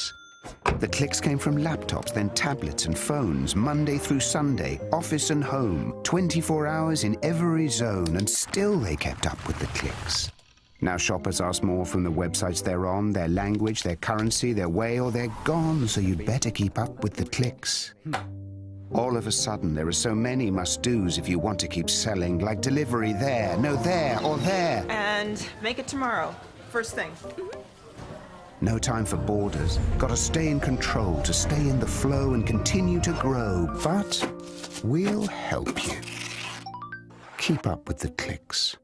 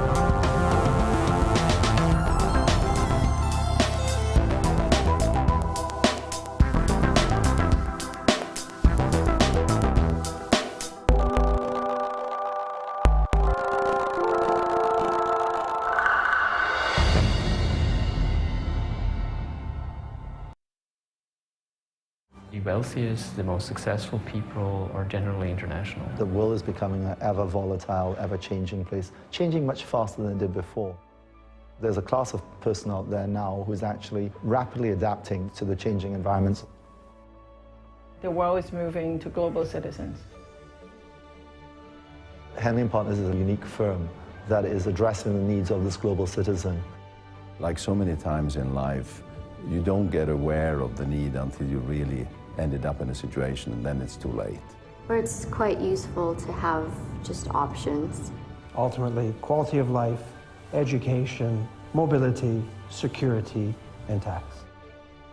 In this international and global world that we're in, these are the tools you want. Truly the ultimate symbol of freedom. Yes, being free. It's the ability to live where you want, travel where you want, raise your kids where you want, and not subject your family to the fate of where you happen to be born. You actually get to choose. I find that Henley & Partners are a professional company, but they're also very approachable. Very open communication. It's like you know somebody for 30 years. Always starts with an initial meeting where we really establish whether we are the right people to deal with and whether the client is right for us.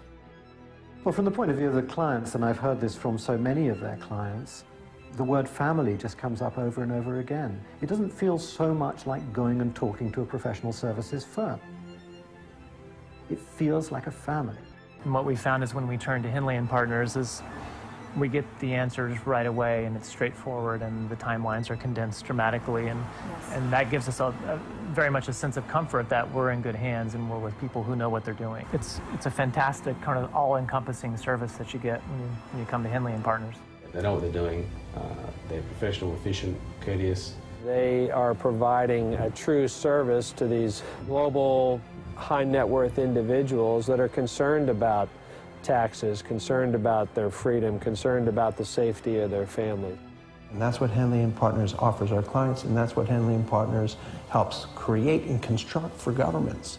The fact that they have so much experience actually working with governments to set up these investor schemes means, A, that they understand them back to front, because they've designed many of them themselves. I mean, they're there working with the governments to create them. Henley & Partners is really the firm that created this industry, pioneering many of these programs. I'm not aware of any other company that has the knowledge of both sides of the equation so deeply, so intimately, that they can really claim to be experts on both sides. That's what Henley & Partners does, and we do it very well.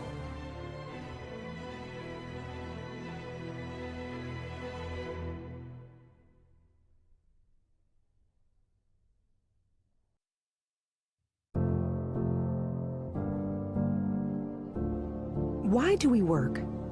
Why do we make the sacrifices we make? The late nights, the sinking with coworkers 5 time zones away. Why? Why? Why? ¿Por qué hacemos lo que hacemos? Why? Because we all want our work to mean something. We want it to have impact. And not just on the bottom line, but the people we ultimately serve. Your customers. Iron Mountain knows how to make your work mean more. After all, we've been protecting your most valuable assets for over 7 decades. Who better to help you use it to unlock new ideas and insights that will not only accelerate your business, but elevate it in so many ways. By digitizing your information, securely decommissioning your IT assets, safeguarding your brand reputation, collaborating to meet your sustainability goals, and connecting your work to the world. So let's roll up our sleeves and get to it, shall we? Let's find the gold in your mountain of data.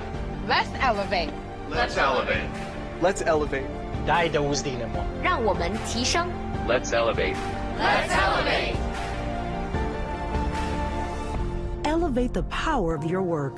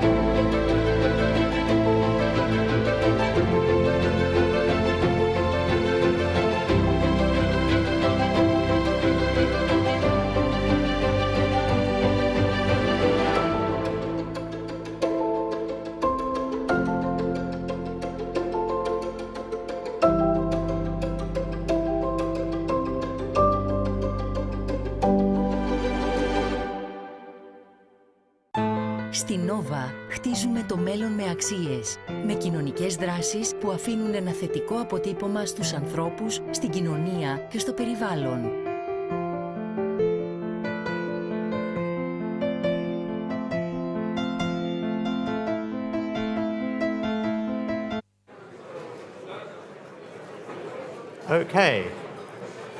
Okay, we're now going to move on to the next part of this evening's programme. Hope you've enjoyed your first course. And we're now going to move on to the next session.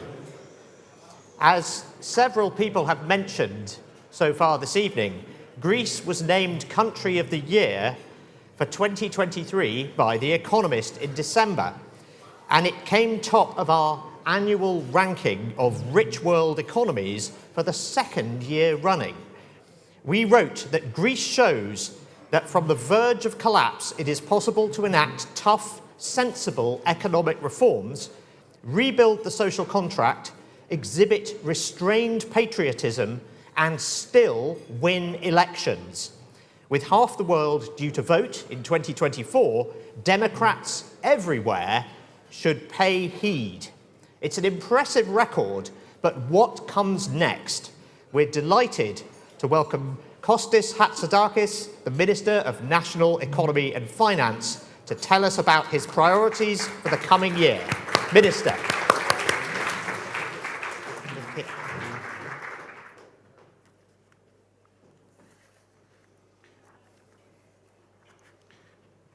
Ladies and gentlemen, good evening.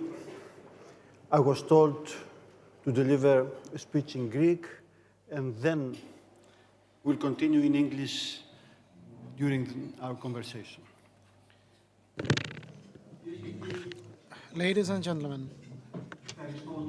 firstly, I'd like to thank The Economist once again for addressing this kind invitation. It's my honor to address such a prominent audience, and this event takes place at a quite interesting and challenging conjuncture, quite turbulent one. Geopolitical volatility has turned out into normalcy, a kind of normalcy, with unavoidable repercussions on global economy. And on top of that, we have political volatility and uncertainty, given that a big part of the global population will go to the polls in 2024, at least where democracy prevails. In this international context, Greece has been turned out to be one of the very few sources of good news. Our economy rebounded quickly following the pandemics, and despite the energy crisis, we managed to have the third highest growth rate in the Eurozone. That's something no one can doubt. Unemployment decreased to a single-digit percentage, which is something that happens for the very first time since the onset of the crisis, 2010. We also have important rise in investments and mainly FDIs and exports. We also achieved decreasing our debt-to-GDP ratio, having one of the fastest paces in the Eurozone, and we have regained an investment grading after 13 years, and thanks to the clear electoral victory of Nea Demokratia last summer, we now have a very clear political horizon ahead of us, and nobody can doubt that. This progress has already been pinpointed, and it has been recognized by The Economist itself, which ranked Greece for the second consecutive year at the top of the list of the best producing economies worldwide. This is a distinction that fills us with, actually all Greeks feel really great about that. It's not just about the government satisfaction. The success didn't come by accident. It was the outcome of the policies we applied, which was based on three pillars. First one, consistent fiscal policies, which restored trust of the markets towards our country. Second, implementation of pro-growth reforms. We made a turn towards entrepreneurship that created wealth and turned the pie bigger. And because of the first two things being successful, we were able to implement fair and just social policies that were able to support our most vulnerable fellow citizens. Based on these three pillars, fiscal seriousness, growth-centric policies and social policies, we will continue to move forward in 2024. So, let me tell you the main plans we have for 2024. As for the first axis, fiscal seriousness and cohesion, the budget we passed last December provides that in 2024 we will have a primary surplus of 2.1% of our GDP, which is quite high, quite higher than in 2023, when the goal was to have a surplus of 1.1%. I think that once data become final and definite, despite the hiccups of the year, I think we will exceed the 2023 goals also. Sovereign debt will keep on shrinking, and this shrinking will reach 8 percentage points. Do you think that these projections, this forecast is too optimistic? Perhaps, you might say that, but given the past and the pedigree of ours, maybe they're not. They're quite conservative. With the same focus on fiscal discipline, we will have the same fiscal discipline in the context of the common financial framework that has been voted recently and will take effect as of this year. Not just because these are the rules that we have to abide to, we have to follow the rules, but mainly because we want to. Because, ladies and gentlemen, this is our policy. Our past experience of the previous 10 years has shown that if you're not fiscally serious, you will go nowhere. This has been a teaching, a lesson for all Greeks. This is a lesson that we have learned in the past 10 years and we will never forget. We cannot spend more than what we can afford. Intrinsically linked with the improvement of our public finances is our effort to cut down on tax evasion and tax avoidance. We have already decreased the so-called VAT gap. It has been reduced from 23%, which was the figure when Kyriakos Mitsotakis took office, to a percentage of 15% in 2023. The goal is that by 2027 we will reach the EU average, which is 9%. This is not theory. You can see that because of the increase of online transactions, and we can see that because of the added revenues we have. The fiscal reform that was passed through the Parliament last year includes 11 specific initiatives to this end. I want to reassure you that this is not a theory or a reform in paper. No. We will swiftly move on with its implementation. Since last week already, we have started a pilot project to link the cash machines with POSs, and in January this will be deployed even more. In January we will publish all ministerial decisions in order to fight fuel smuggling. This includes very severe penalties to violators. This will be the strictest piece of legislation that Greece has ever passed on this subject. In the first quarter of 2023, we will have the universal application of the My Data platform. We're talking about the online entering of data by all entities covered by the platform. And we will move on with adopting OECD's Pillar 2 on the fiscal reform, which means that we will have a minimum tax of 15% for big multinationals and corporations, which means that there will be a stop of transferring profits to offshore fiscal paradises. Now, talking about the second pillar, investments. Our priority lies on the investments that will drive our economy to a more productive ground and help it become more competitive. This year there will be a 15% increase of our investments, thanks also to the decisive role played by the RRF. This year there will be much more money injected in the economy by the RRF. In order to meet this goal, we will encourage the strengthening of Greek companies in order to be more competitive globally and offer good jobs. Because yes, we do want to have larger scale companies in Greece.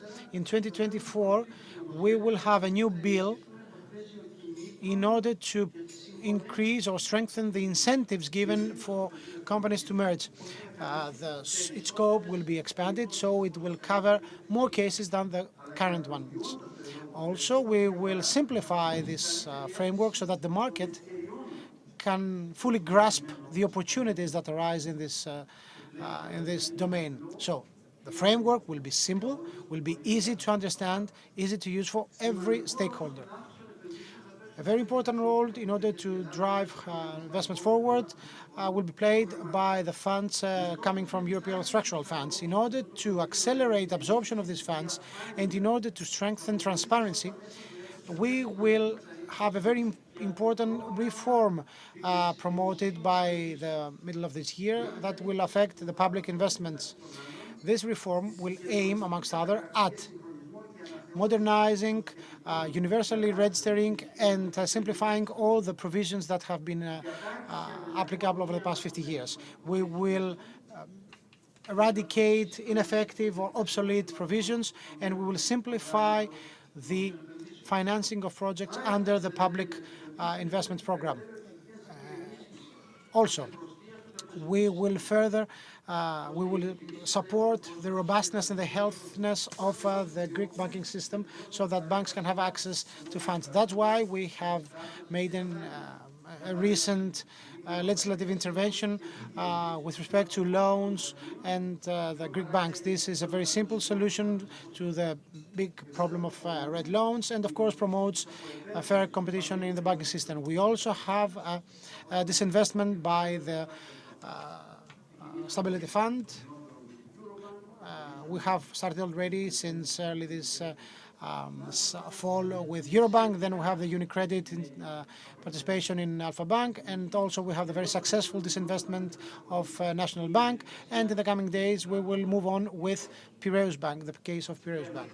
Last but not least, another important contribution to raising our investments will come by our intervention to more properly use public property through concessions and privatizations. A few days ago, we presented the new legislative framework for the utilization of coastal areas with new tenders and new clear obligations on behalf of the concessionaires of coastal areas. In the coming period, we will have the Athens the listing of the Athens International Airport, and we have already put in rails the establishment of Greece's sovereign fund through the Equifund, and we are already set to promote the modernization of Greek state-run entities under the umbrella of this Equifund. What we want is to have small PPCs, mutantis mutandis, in order to achieve business flexibility and in order to fight bad practices or to combat bad practices in this regard. Now, the third pillar, social policy. We will continue increasing the available income of our citizens based on a serious fiscal policy. We will not be patronizing. After our re-election, we implemented 50% of our pre-electoral assumptions, and this is the policy of Kyriakos Mitsotakis. We mean what we say.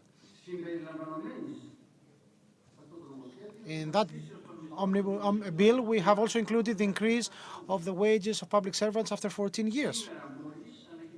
Today, we announced new measures to support Greek parents in the context of a new social package by the government, amounting to 41 million euros for 2024. We're talking about additional measures to support Greek families one way or another. Also, in the 2024 budget, we provide for an increase of 225 million euros of our expenditure for education and an increase of our funding to Greek hospitals. We're talking about more than an additional amount of 481 million euros, especially in the case of health. Since 2019, we have increased our spend by 46.5%. And we're talking about something that took place in difficult circumstances, but at the same time, we increase the spend, but at the same time, we're interested in doing something in a value for money way. I'm talking about good use of the money, of the taxpayers' money spent. Ladies and gentlemen, let me conclude by saying the following. In the past 4 years, Greece has turned out to be a very happy surprise across the Eurozone and the European Union. It was a huge upset. And what we see today, if it is preserved, and it will be preserved, may easily be described as the revolution of common sense that's currently taking place in our country. Of course, there's a long way ahead. We have the investment gap. We have structural reforms that have to be fulfilled or implemented. We are mindful of the challenges ahead, but we can safely say that the worst is behind us. There is an important window of opportunity for us in order to change the face of the Greek economy, because we have the right mix of fiscal policy with political stability after many, many years in Greece. So we can redirect our economy to a better and inclusive growth path. And we are resolute to make use of this opportunity, because this is what our patriotic duty dictates. And why not? Maybe next year we will achieve the so-called three-peat in the economy's ranking. Why not? Thank you.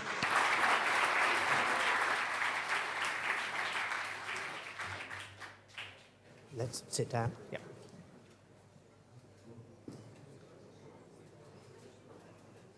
Yes.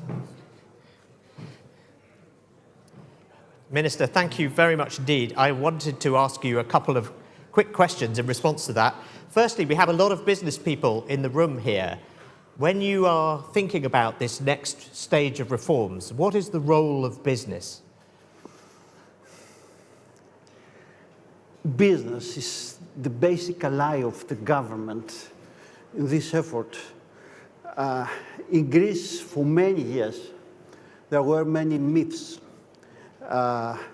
many illusions, I would say. Many people believe that we could have investments without investors. We can't have employees without employers. This government is quite clear. We believe that we have to support business, because by supporting business, we support the prospects of this country.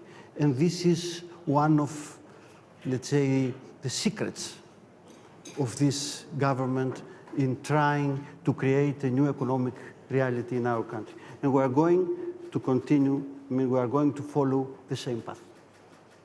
Great, thank you. And on, you were previously, I believe, the Minister for Labour, and Correct. You mentioned the fact that the unemployment rate has fallen to single digits for the first time since the crisis. But youth unemployment is still very high. Do you have any specific plans when it comes to youth unemployment? Is that part of the social package that you mentioned? First of all, there is a more than important reduction in terms of youth unemployment. we have to underline that.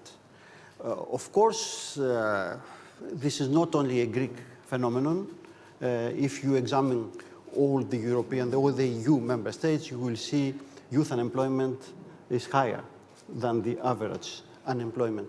In Greece, we believe it has to do only with skills. That's why we allocated a significant budget coming from RRF in order to address this issue.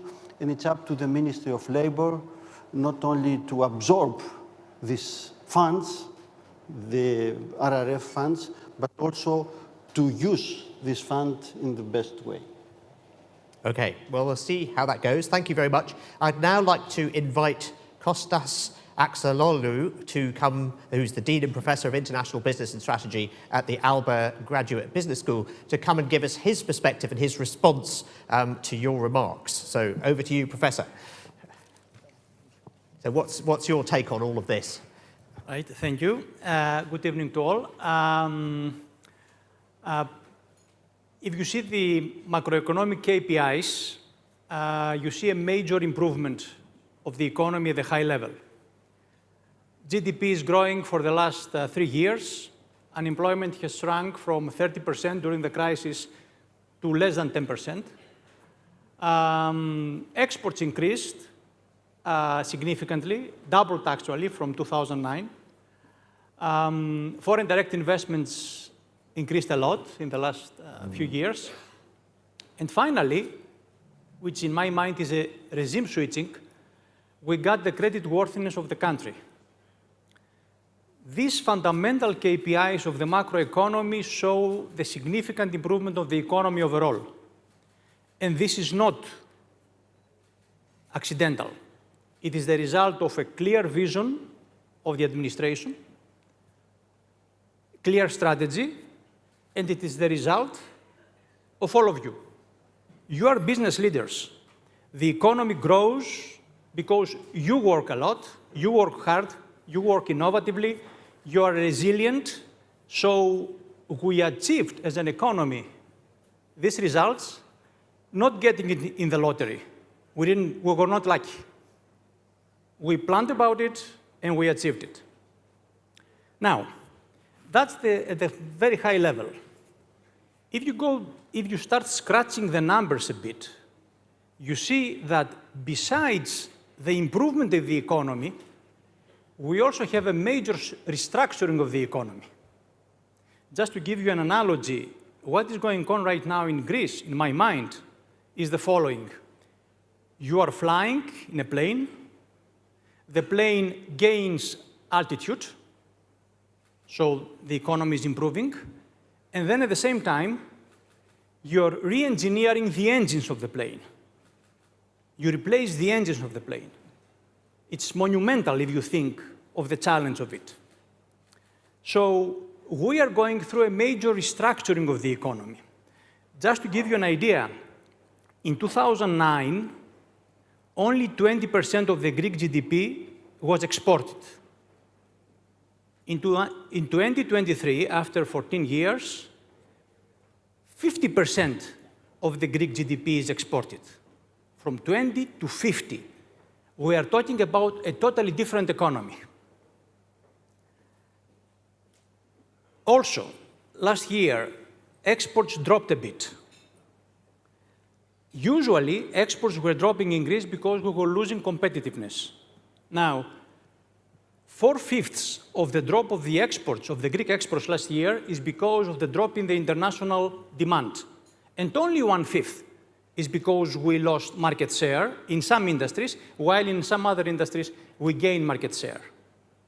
So in other words, in my mind, we are moving towards a restructured economy, which, along the technological innovation that goes through, creates a major challenge for the economy.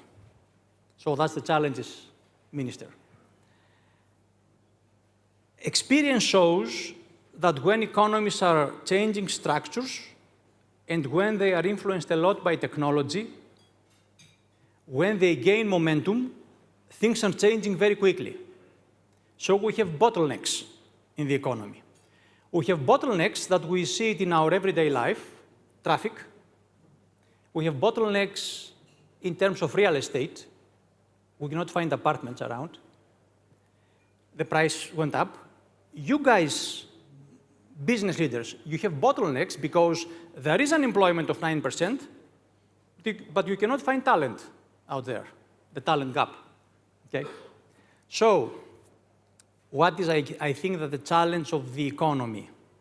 In this kind of restructuring, which is the next big thing for the economy, is to find a way to help the economy develop the necessary resources to support the growth. The restructuring of the economy is extremely important because it makes the growth of the economy sustainable for the future. And that's what we care about in the long run, okay? So, and I'll conclude. The challenge is to have inclusive growth. Growth around the globe is polarized. The few gain a lot, and the rest stay out of the growth of the economy. The challenge for our economy is to have inclusive growth. Growth for more of us, most of us, because this is going to make it sustainable for the long run. Thank you. Thank you. So let me stay with that theme of growth. As we've heard, there is a scope for a lot of investment, a lot of spending. What could be done to ensure that this will lead to the sustained growth that you're talking about? Tom, you made a very insightful point. Greece, per year, we spend approximately 12% of our GDP in fixed investment. The steady state, the good one, the good level, is about 20%. So we're much behind. Now, how can you cover this gap? First of all is the companies. The companies invest. So the companies, when they see opportunities in this kind of outward-looking economy, they might decide to invest more. Second, foreign direct investment. Foreign direct investment, when they see opportunity in this economy, they're going to fly, they're going to flow in, and they make investment. Third, the resilience fund. It's a great opportunity as well. The timing couldn't be better. I don't know if you planned it or it happened, but the timing couldn't be better because it creates a lot of resources to be invested in very important areas like energy, green, the recycled economy, and digital transformation, and so on. So I think that... So is that why they create sustainable growth? Because they are in transformative industries, right? So if you check the structure of the fixed investment, you will see what industries are the next big thing in the country. You will see that investment that does not flow to every single industry. There are certain industries where the investment flows in and support the growth of the economy. This is the next big thing. What's your take on that and about where you're targeting the investment to ensure that the growth is sustainable? We don't have a Soviet model in this country, so it's up to the investors to choose the sector they want to put their money on. But certainly, there are some comparative advantages. For example, agri-food was a positive surprise in the previous 4 years. The same applies to pharmaceuticals. Logistics may be an advantage. So you can support Greece through infrastructure. We give him incentives. We have to take advantage of RRF. Necessarily, all the EU member states should focus, because of RRF, and thanks to RRF, to the green economy also, renewables, and the digital economy. And then, I mean, it's up, as I said, to the investors to choose. We have created a much better business environment. And this is positive for every investor, either Greek or foreigner. So it's up to you to choose and decide to invest in Greece. That will be a very positive decision, win-win decision, both for the investors and the Greeks, of course. You mentioned foreign investment there, and I know this has been a subject of your research in the past. First, the problem was that there wasn't enough of it. Then the criticism became that Greece had become too reliant on FDI from China in particular. Do you think Greece has moved on from that? We heard from the ambassador earlier on, many investments made by American companies. Is that view that Greece is too dependent on Chinese investment outdated? I think so, yeah.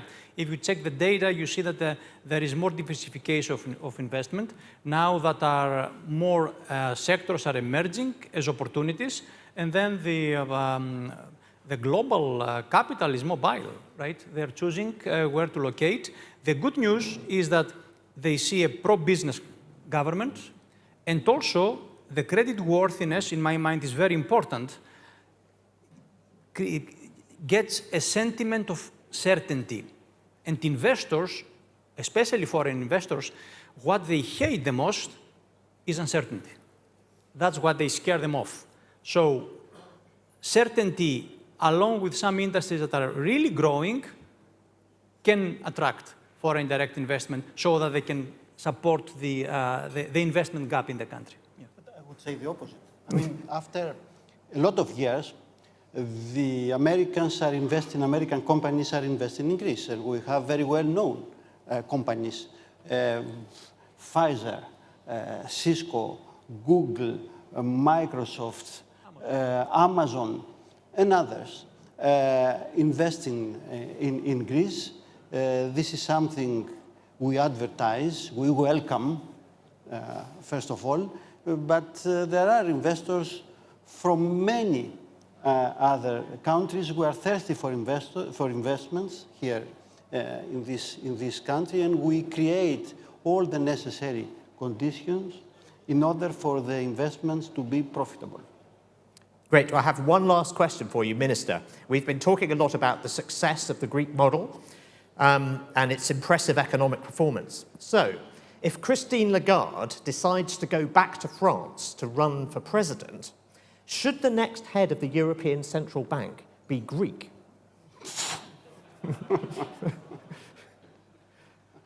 This is a surprise question, but anyway, a very positive one. I mean, we try not only to repair the image of the country, but to create what I mentioned, a positive surprise for the Eurozone, for the European Union, and for the business community worldwide. And Mitsotakis' government is going to continue these efforts firmly and continuously. A very diplomatic answer. Thank you very much indeed. Thank you.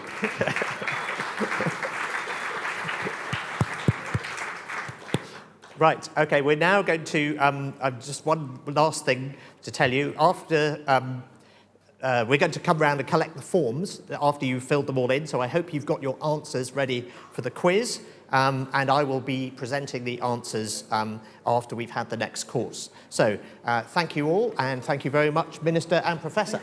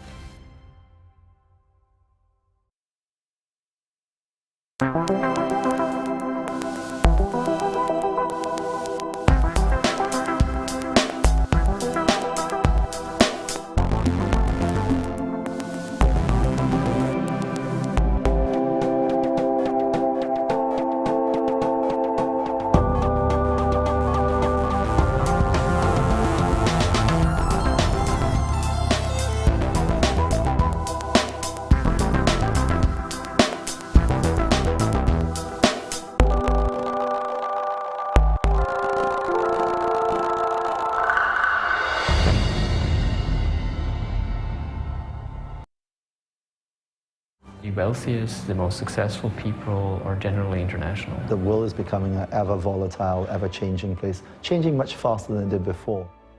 There's a class of person out there now who's actually rapidly adapting to the changing environments. The world is moving to global citizens. Henley & Partners is a unique firm that is addressing the needs of this global citizen. Like so many times in life, you don't get aware of the need until you really ended up in a situation, and then it's too late. Or it's quite useful to have just options. Ultimately, quality of life, education, mobility, security, and tax. In this international and global world that we're in, these are the tools you want. Truly the ultimate symbol of freedom. Yes, being free. It's the ability to live where you want, travel where you want, raise your kids where you want, and not subject your family to the fate of where you happen to be born. You actually get to choose. I find that Henley & Partners are a professional company, but they're also very approachable. Very open communication. It's like you know somebody for 30 years. Always starts with an initial meeting where we really establish whether we are the right people to deal with and whether the client is right for us. Well, from the point of view of the clients, and I've heard this from so many of their clients, the word family just comes up over and over again. It doesn't feel so much like going and talking to a professional services firm. It feels like a family. And what we found is when we turn to Henley & Partners is we get the answers right away, and it's straightforward, and the timelines are condensed dramatically, and that gives us very much a sense of comfort that we're in good hands and we're with people who know what they're doing. It's a fantastic kind of all-encompassing service that you get when you come to Henley & Partners. They know what they're doing. They're professional, efficient, courteous. They are providing a true service to these global high net worth individuals that are concerned about taxes, concerned about their freedom, concerned about the safety of their family. And that's what Henley & Partners offers our clients, and that's what Henley & Partners helps create and construct for governments. The fact that they have so much experience actually working with governments to set up these investor schemes means, A, that they understand them back to front, because they've designed many of them themselves. I mean, they're there working with the governments to create them. Henley & Partners is really the firm that created this industry, pioneering many of these programs. I'm not aware of any other company that has knowledge of both sides of the equation so deeply, so intimately, that they can really claim to be experts on both sides. That's what Henley & Partners does, and we do it very well.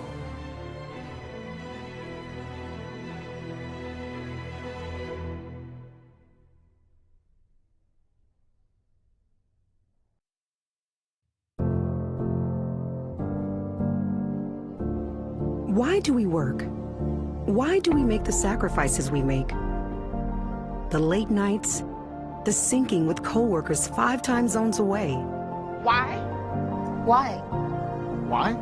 ¿Por qué hacemos lo que hacemos? Why? Because we all want our work to mean something. We want it to have impact. And not just on the bottom line, but the people we ultimately serve. Your customers. Iron Mountain knows how to make your work mean more. After all, we've been protecting your most valuable assets for over 7 decades. Who better to help you use it to unlock new ideas and insights that will not only accelerate your business, but elevate it in so many ways. By digitizing your information, securely decommissioning your IT assets, safeguarding your brand reputation, collaborating to meet your sustainability goals, and connecting your work to the world.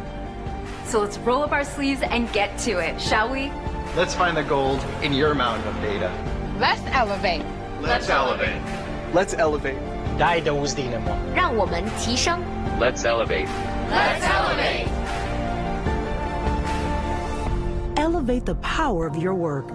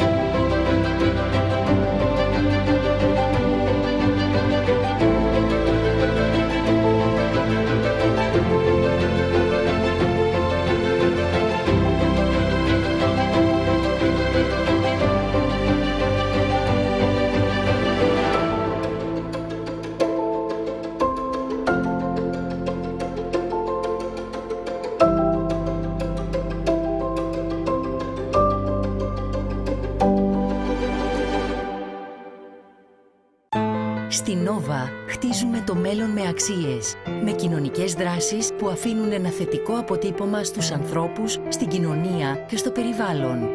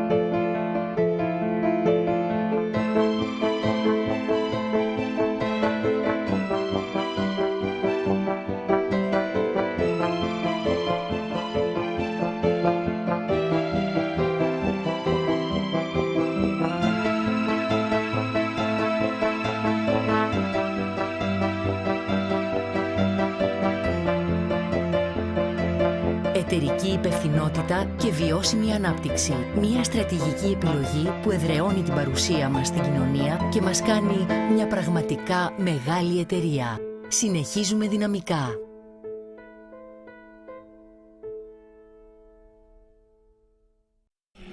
Check this out. It hasn't been such a long time since people first started shopping online, and it was easy to keep up with the clicks. Little by little by little by more, the clicks added up to be more than the stores, and e-tailers worked harder than ever before because they had to keep up with the clicks.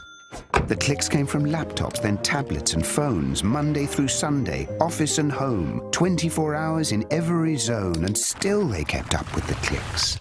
Now shoppers ask more from the websites they're on, their language, their currency, their way, or they're gone, so you'd better keep up with the clicks. All of a sudden, there are so many must-dos if you want to keep selling, like delivery there, no there, or there. And make it tomorrow, first thing. No time for borders. Got to stay in control, to stay in the flow and continue to grow. But we'll help you. Keep up with the clicks.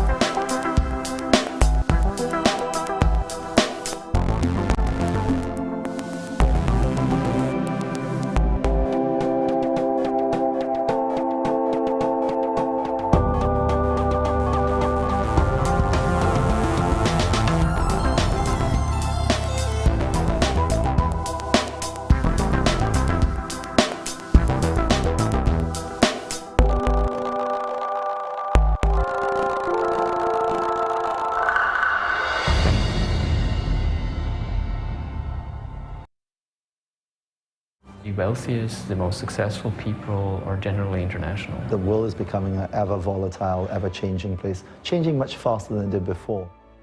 There's a class of person out there now who's actually rapidly adapting to the changing environments. The world is moving to global citizens. Henley & Partners is a unique firm that is addressing the needs of this global citizen. Like so many times in life, you don't get aware of the need until you really ended up in a situation, and then it's too late. Or it's quite useful to have just options. Ultimately, quality of life, education, mobility, security, and tax. In this international and global world that we're in, these are the tools you want. Truly the ultimate symbol of freedom. Yes, being free. It's the ability to live where you want, travel where you want, raise your kids where you want, and not subject your family to the fate of where you happen to be born. You actually get to choose. I find that Henley & Partners are a professional company, but they're also very approachable. Very open communication. It's like you know somebody for 30 years. It always starts with an initial meeting where we really establish whether we are the right people to deal with and whether the client is right for us. Well, from the point of view of the clients, and I've heard this from so many of their clients, the word family just comes up over and over again. It doesn't feel so much like going and talking to a professional services firm. It feels like a family. And what we found is when we turned to Henley & Partners is we get the answers right away, and it's straightforward, and the timelines are condensed dramatically, and that gives us very much a sense of comfort that we're in good hands and we're with people who know what they're doing. It's a fantastic kind of all-encompassing service that you get when you come to Henley & Partners. They know what they're doing. They're professional, efficient, courteous. They are providing a true service to these global high net worth individuals that are concerned about taxes, concerned about their freedom, concerned about the safety of their family. And that's what Henley & Partners offers our clients, and that's what Henley & Partners helps create and construct for governments.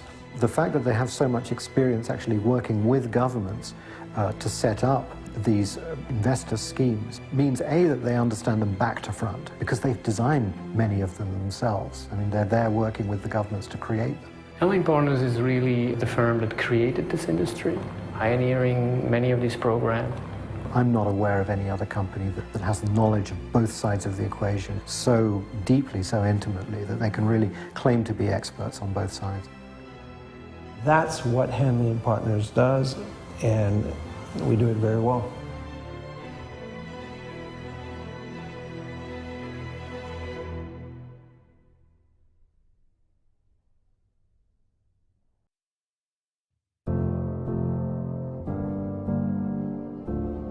Why do we work?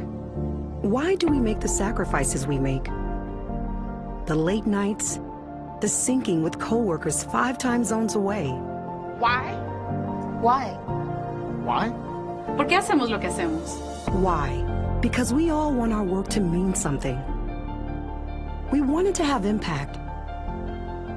And not just on the bottom line, but the people we ultimately serve.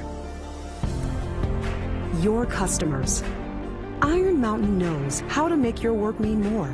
After all, we've been protecting your most valuable assets for over 7 decades.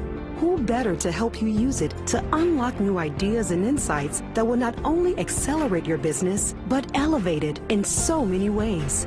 By digitizing your information, securely decommissioning your IT assets, safeguarding your brand reputation, collaborating to meet your sustainability goals, and connecting your work to the world. So let's roll up our sleeves and get to it, shall we? Let's find the gold in your mountain of data. Let's elevate. Let's elevate. Let's elevate. 大家都是的嘛。让我们提升。 Let's elevate. Let's elevate. Elevate the power of your work.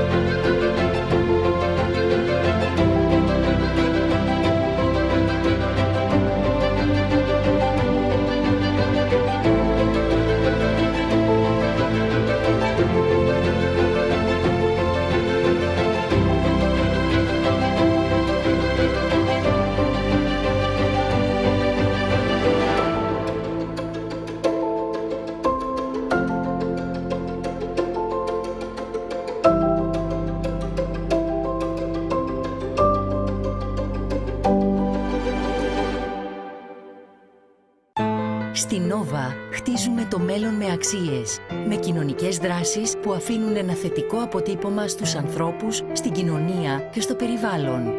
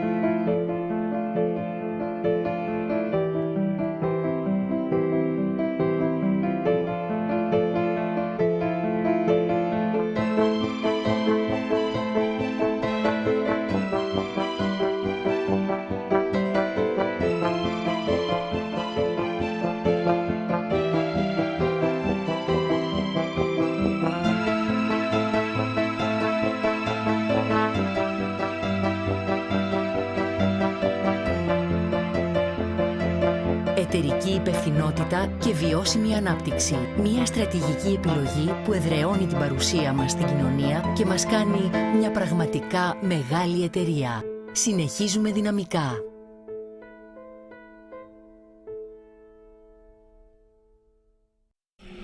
Check this out. It hasn't been such a long time since people first started shopping online, and it was easy to keep up with the clicks.